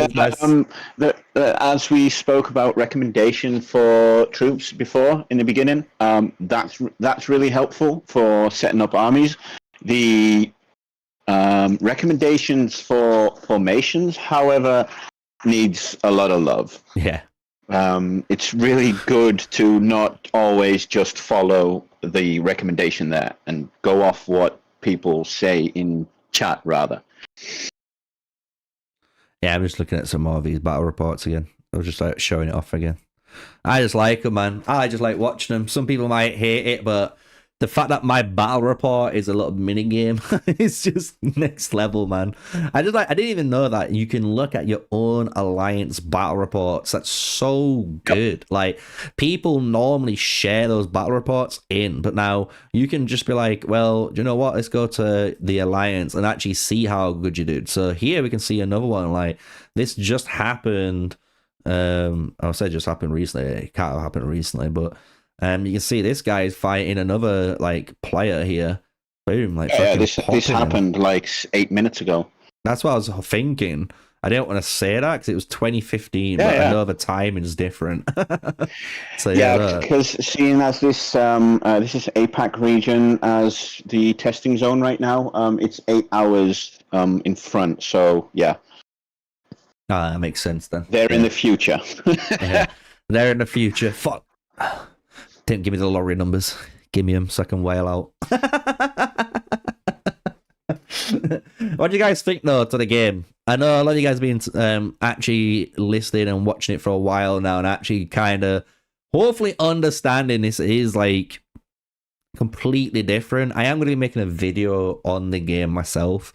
Obviously giving a proper first impressions and explaining all these different systems and what's unique about it and stuff. But how do you guys think? What do you guys think to it? Because obviously it might not be for everyone, and I'm gonna be like, yeah, that's perfectly fine. I understand if it's not for you because you love that open field combat system. I perfectly understand that. But yeah, I do wonder. So Bruno, can I step in to answer this one? Mm-hmm. This is, as we spoke before, this is complete different as AoE is. In AoE, you see the battle happening in, well, semi-live view. There is no fancy graphics, no fancy UI going off on the battle. It's an instant hit, win, tie, lose situation. The battle report itself is where you get all your nitty-gritty details from. Yeah, I was trying to look to see if we can get to the actual fight. You could. Let me see. I'm logged in as well. Yeah, it'd be good if we can find just some random fighting happening. Just like, there you go, look, because it is going to be. It's just like playing, like I said, any of these tap and attack go, games where. Like, if I go to this guy, if it wants to work my game, hello, game, maybe it's crashed on it. Yeah, no, it's not crashed. The timer's still going. Okay, we're gonna refresh it. For 2 hours and 15, it's done pretty good because I didn't expect it to do that. Let's just restart the. It might be BlueStacks. Maybe BlueStacks is having a fucking fit. You know what it is like, chat. Let's just restart. If it wants to restart, that is, no. I'll put the music on so we're not in the empty void by ourselves. We don't want to be in the void, chat.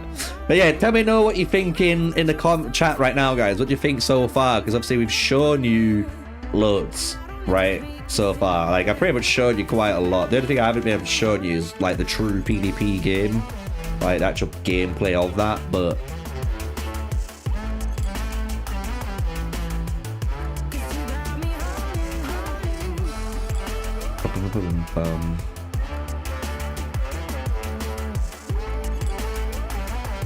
There we are. Yeah, that's the thing. I might try it. Like I say, like I think everyone, will willing to try it. It's just gonna be the PvP and stuff. Is it gonna be, you know, what people want? That's the only thing. It's always gonna be that. I think everything else, from me as a content creator, I am surprised at how, like I said, close it is to the real game. How they've approached certain, you know, mechanics.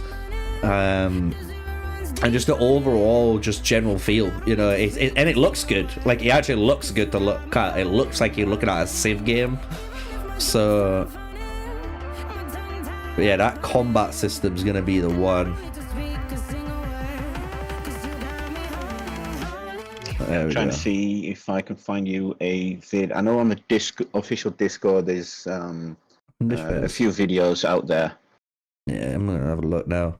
I'll see if I can get you something, guys. I'm gonna keep looking myself while we let me just, I'll zoom out to the main map again so you guys can see the full map, so you can experience and, you know. It's disconnected again. I don't know why it's doing that today. Let me look. OBS wants to. Oh, it's my Steam. It's my Steam. My Steam's causing it. That's why. Sorry, guys. I apologize. It's been a while since it's done this for many people. It's probably because we're doing BlueStacks and Steam's like installing a bunch of stuff for it. But I am just trying to find something for you guys. I've sent you a link on Discord. I've found a few videos of some fighting for you. Sweet. Right, let's do this. So let me switch to this one, and then I need to switch to that.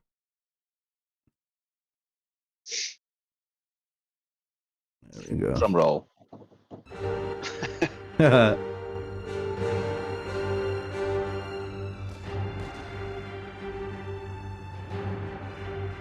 you go. PvP gameplay, boys and girls. It's just shit's happening. It just looks crazy. Shit's just happening. So we've got, if I pause it here, so you've got these guys, these blue guys, and you can see their arrows are coming to this Gilga guy. That's what it looks like to be. You got some red team going there too, but they've recalled their troops back last second. Look, 29 seconds recall. This march is coming in. It looks like a rally or something. Some troops are coming in. Recall is back in. Oh, it just got taken out of the sky. It either got taken out of the sky by the jets, or they went, "Now we've got to pull that bad boy back."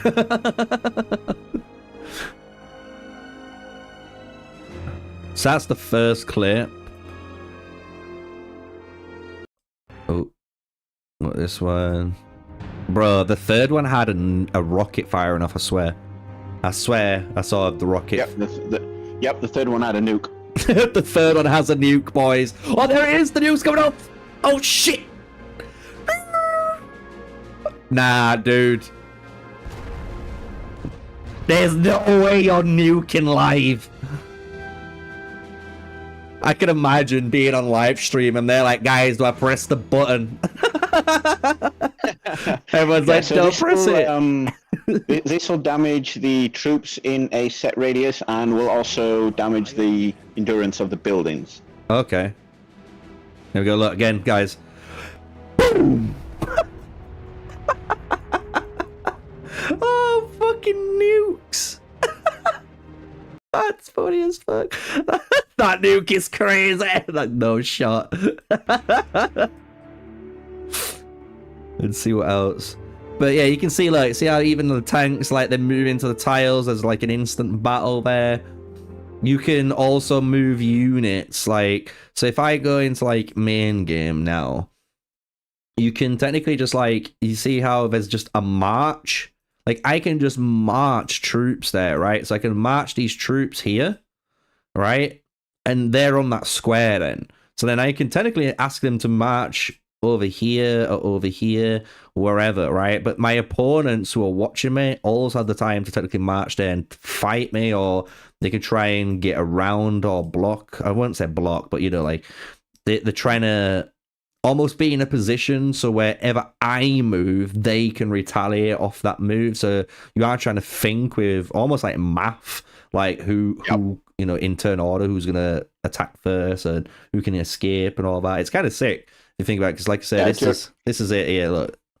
Yeah, during endgame, tile movement is a thing.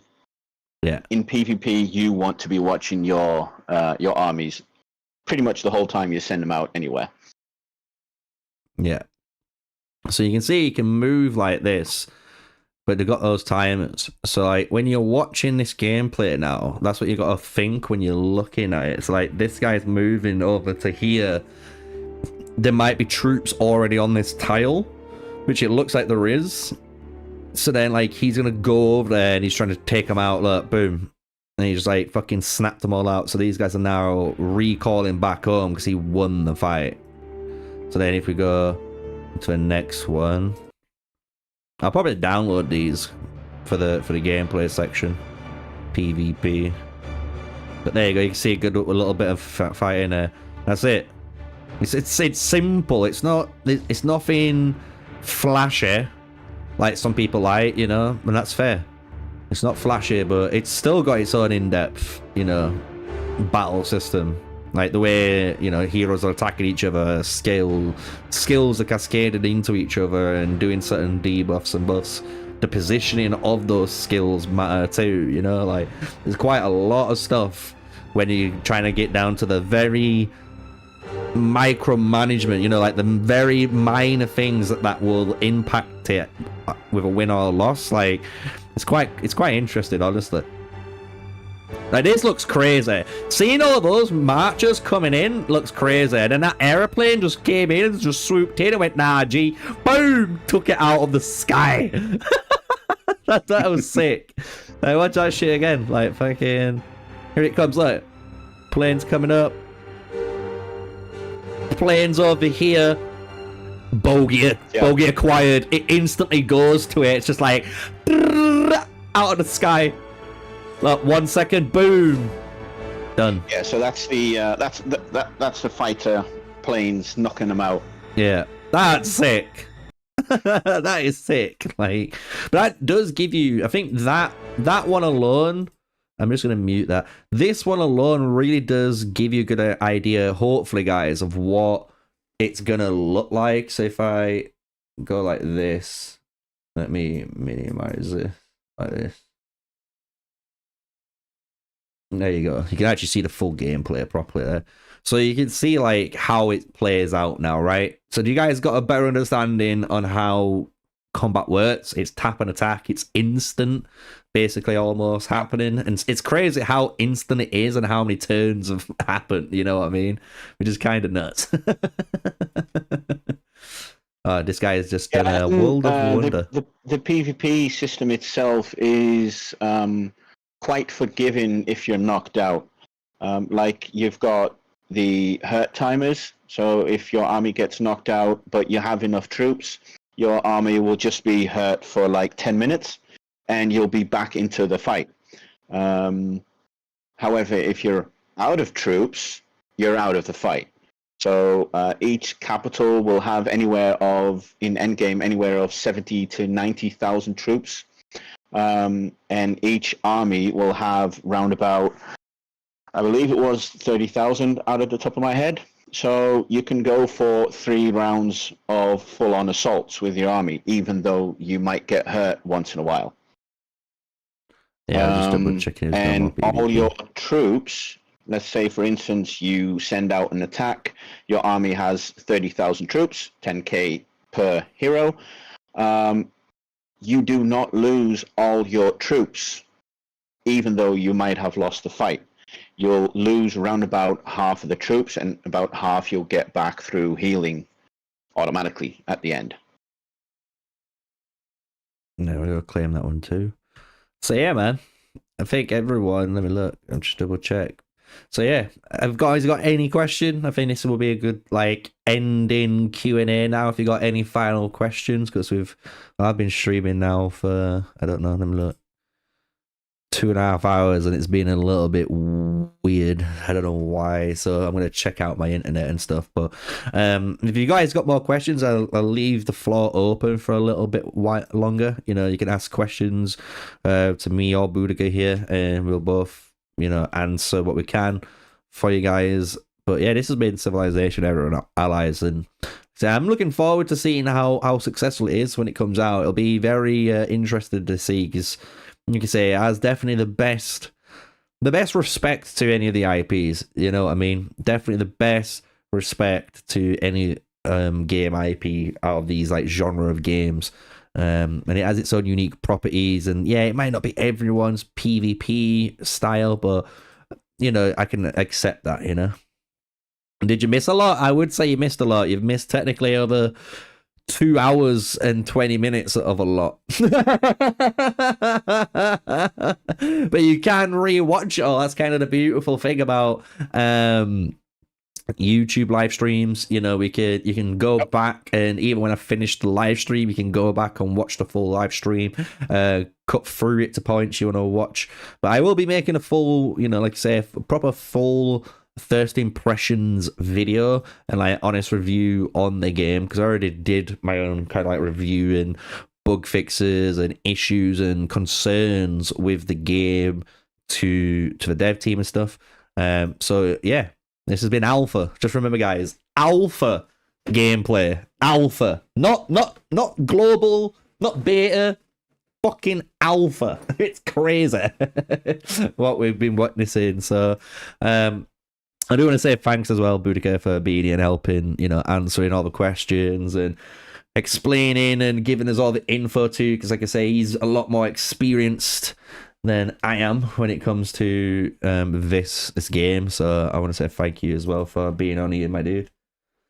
Yeah, no worries. I've told you this before, and I've been in this community for a long time now. Anything I can do to help a player or help the community or help the developers grow this game, I'm down for it. I mean, this is one of the games that has piqued my interest for more than over 2 years now, and has kept me going back, checking out new stuff, looking into the finesses of the game, trying min-maxing certain things. And I'm 2 years on, and I'm still learning the minor details. Yeah, this is crazy too. I don't know if you guys have seen this, because obviously I've been playing it on my BlueStacks iPlayer. But look, this is a vertical screenshot. You can play the game in vertical or horizontal too, which is another feature that I didn't get to show technically on the live stream. But in the background, what you're seeing is Boudica sent through some nice screenshots of a city siege. So this is kind of a siege occurring. You can kind of see everyone all out here fucking getting all of their rallies, sending out. The lines are going to the Babylon, so you can kind of see how this would look like. It does look sick when you see all of this going on, all everyone's going at it together. It's fucking mental, right? Yeah, this was a funny personal siege, because this was season 1 first test Babylon endgame siege, and there was really high intense planning going into this. But yeah, the full alliance pulled it off in one go, and it was perfect. It was so much fun seeing over 100 planes going in one go, and then having over 400 armies, all those lines just going for a big smackdown of the city. It was genius and amazing. Hell yeah, dude. I want to say it does look good. It looks good. I can't wait to see what happens, because I've already told him to see the trailer. I'll play the trailer one more time for everyone, because why not? Because it gives you all the times and the dates and stuff again, and get a little bit more hyped for it to come out, because it does look good. It does look fucking pretty good for you guys here. So this is the trailer again played out. Yeah, I want to say thank you for everyone watching the stream so far, and if you want to help me out, just literally hit the like button, share the video about if you can. The more you can share this about, even if you comment on the live stream and stuff, it will hopefully make them YouTube gorillas in the basement jump up and down and promote it in the algorithm so people can see it, you know what I mean? So hopefully we can get an actual decent first look, proper, you know, gameplay feel of it before, you know, the game actually comes out and stuff. I will be making my full video. I don't know how long it's going to be. Hopefully not too long, but I know some people want to see as much as they can. So, yeah, Era Civilization. I hope you guys have enjoyed the stream. It's been a good one. And the release date, when it hits it, should be June 19th, it said on the trailer, if I remember right. So... Yep.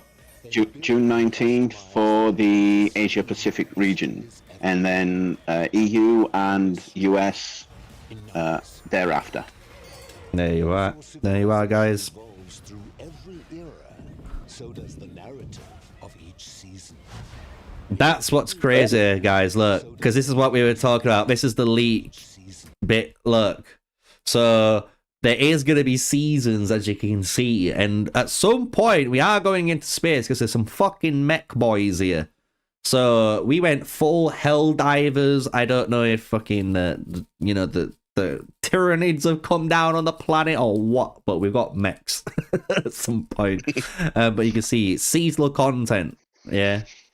Naval warfare, yeah, potential, man. Naval warfare, we've got fucking everything. Yeah. Naval warfare is a thing in the Chinese variant of the servers, and will most likely definitely come towards EU. Hell yeah. And US, of course. Look at it. Enjoy it, chat. Like that looks crazy. If the fights look like that, if they look like that, everyone will go crazy. I'm telling you now. Like, if that's what they look like, everyone's gonna go crazy. Because this looks sick. When you see that type of, like, quick blip action, you're like, oh my. Like, there too. You see the mechs, guys. You see the mechs? Look at them. Look at them. It looks crazy. There we go. June 19, 2025. And that's, like I said, the Asian region, and then the EU and US will be after. I don't know when. Do you know when? I'm guessing probably maybe a week, maybe 2 weeks, maybe a month. have they said? No, there's the date for EU and US is undisclosed. No set time has been given, but going off, and this is purely guesstimates, going off past findings, it'll most likely be like a month later. Okay. Yeah, that makes sense. But it would make sense. That's a guesstimate, and yeah, it's speculative. Not come and find me if I'm wrong. Yeah, we know what you fucking like, chat, you degenerates, with your pitchforks and your fucking torches out, with your TikTok vines going. I know you guys. I know all of you guys, man. But yeah, it does look good, man. Like I said, if that gameplay can make it look that clean, like I said, this screenshot, if it looks like this, even if it's tap and attack, which I don't have an issue with tap and attack combat, it just has to be engaging. It has to look engaging, you know what I mean? And all the battle reports need to be good, like this game has. If it looks like this, I think it has promise, you know what I mean? Because as you guys know, we know what the game is. We've got access to it, right? So it'll be interesting to see the future. But yeah, man, I want to say thanks, Boudica, for jumping in. I'm gonna end the stream there for today. I'm gonna probably stream a little bit later on, guys, as well. But I'm gonna be streaming just a completely different game, and as well just to give myself a little bit of a breather, and then obviously set up a brand new thumbnail and stuff. So technically, if you guys want to talk Civilization, you want to talk Age of Empires, or if you just want to chill the fuck out, I will be back a little bit later on the live streams. I do want to say to Boudica one last time, thank you for coming out. Do you want to say anything else before the end of the live stream, my dude? Oh, the pressure.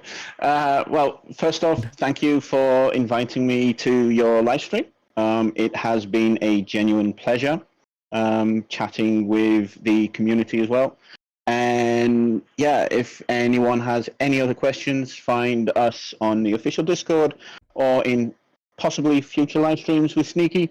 I'll always be lurking in the background. Sweet. And yes, Bruno, the developer is 2K. Like you can Google it. You can literally Google, like, I'll just bring it up just to finish that on that point. Eras and allies. Literally, if you just, there it is, man. 2K games. Yep. 2K games official there. About publisher 2K games. So I do think 2K are gonna do justice to it. You know what I mean? I think they're gonna I think because it's 2K games, they really are gonna try and respect the traditional game, and they've done a good job on it, like I said. And if you guys are just tuning into the live stream, I do apologize to you guys. That's gonna be it for the stream, but you can check the whole stream out. You can go through the beginning section is just me. Then we got Boudica here to help answer a bunch of stuff with obviously a Q&A towards the end and that last little bit. So I want to say catch you guys later. Thank you for watching, and check out the stream that probably will start up in the next 2 to 3 hours. So until then, catch you later, boys.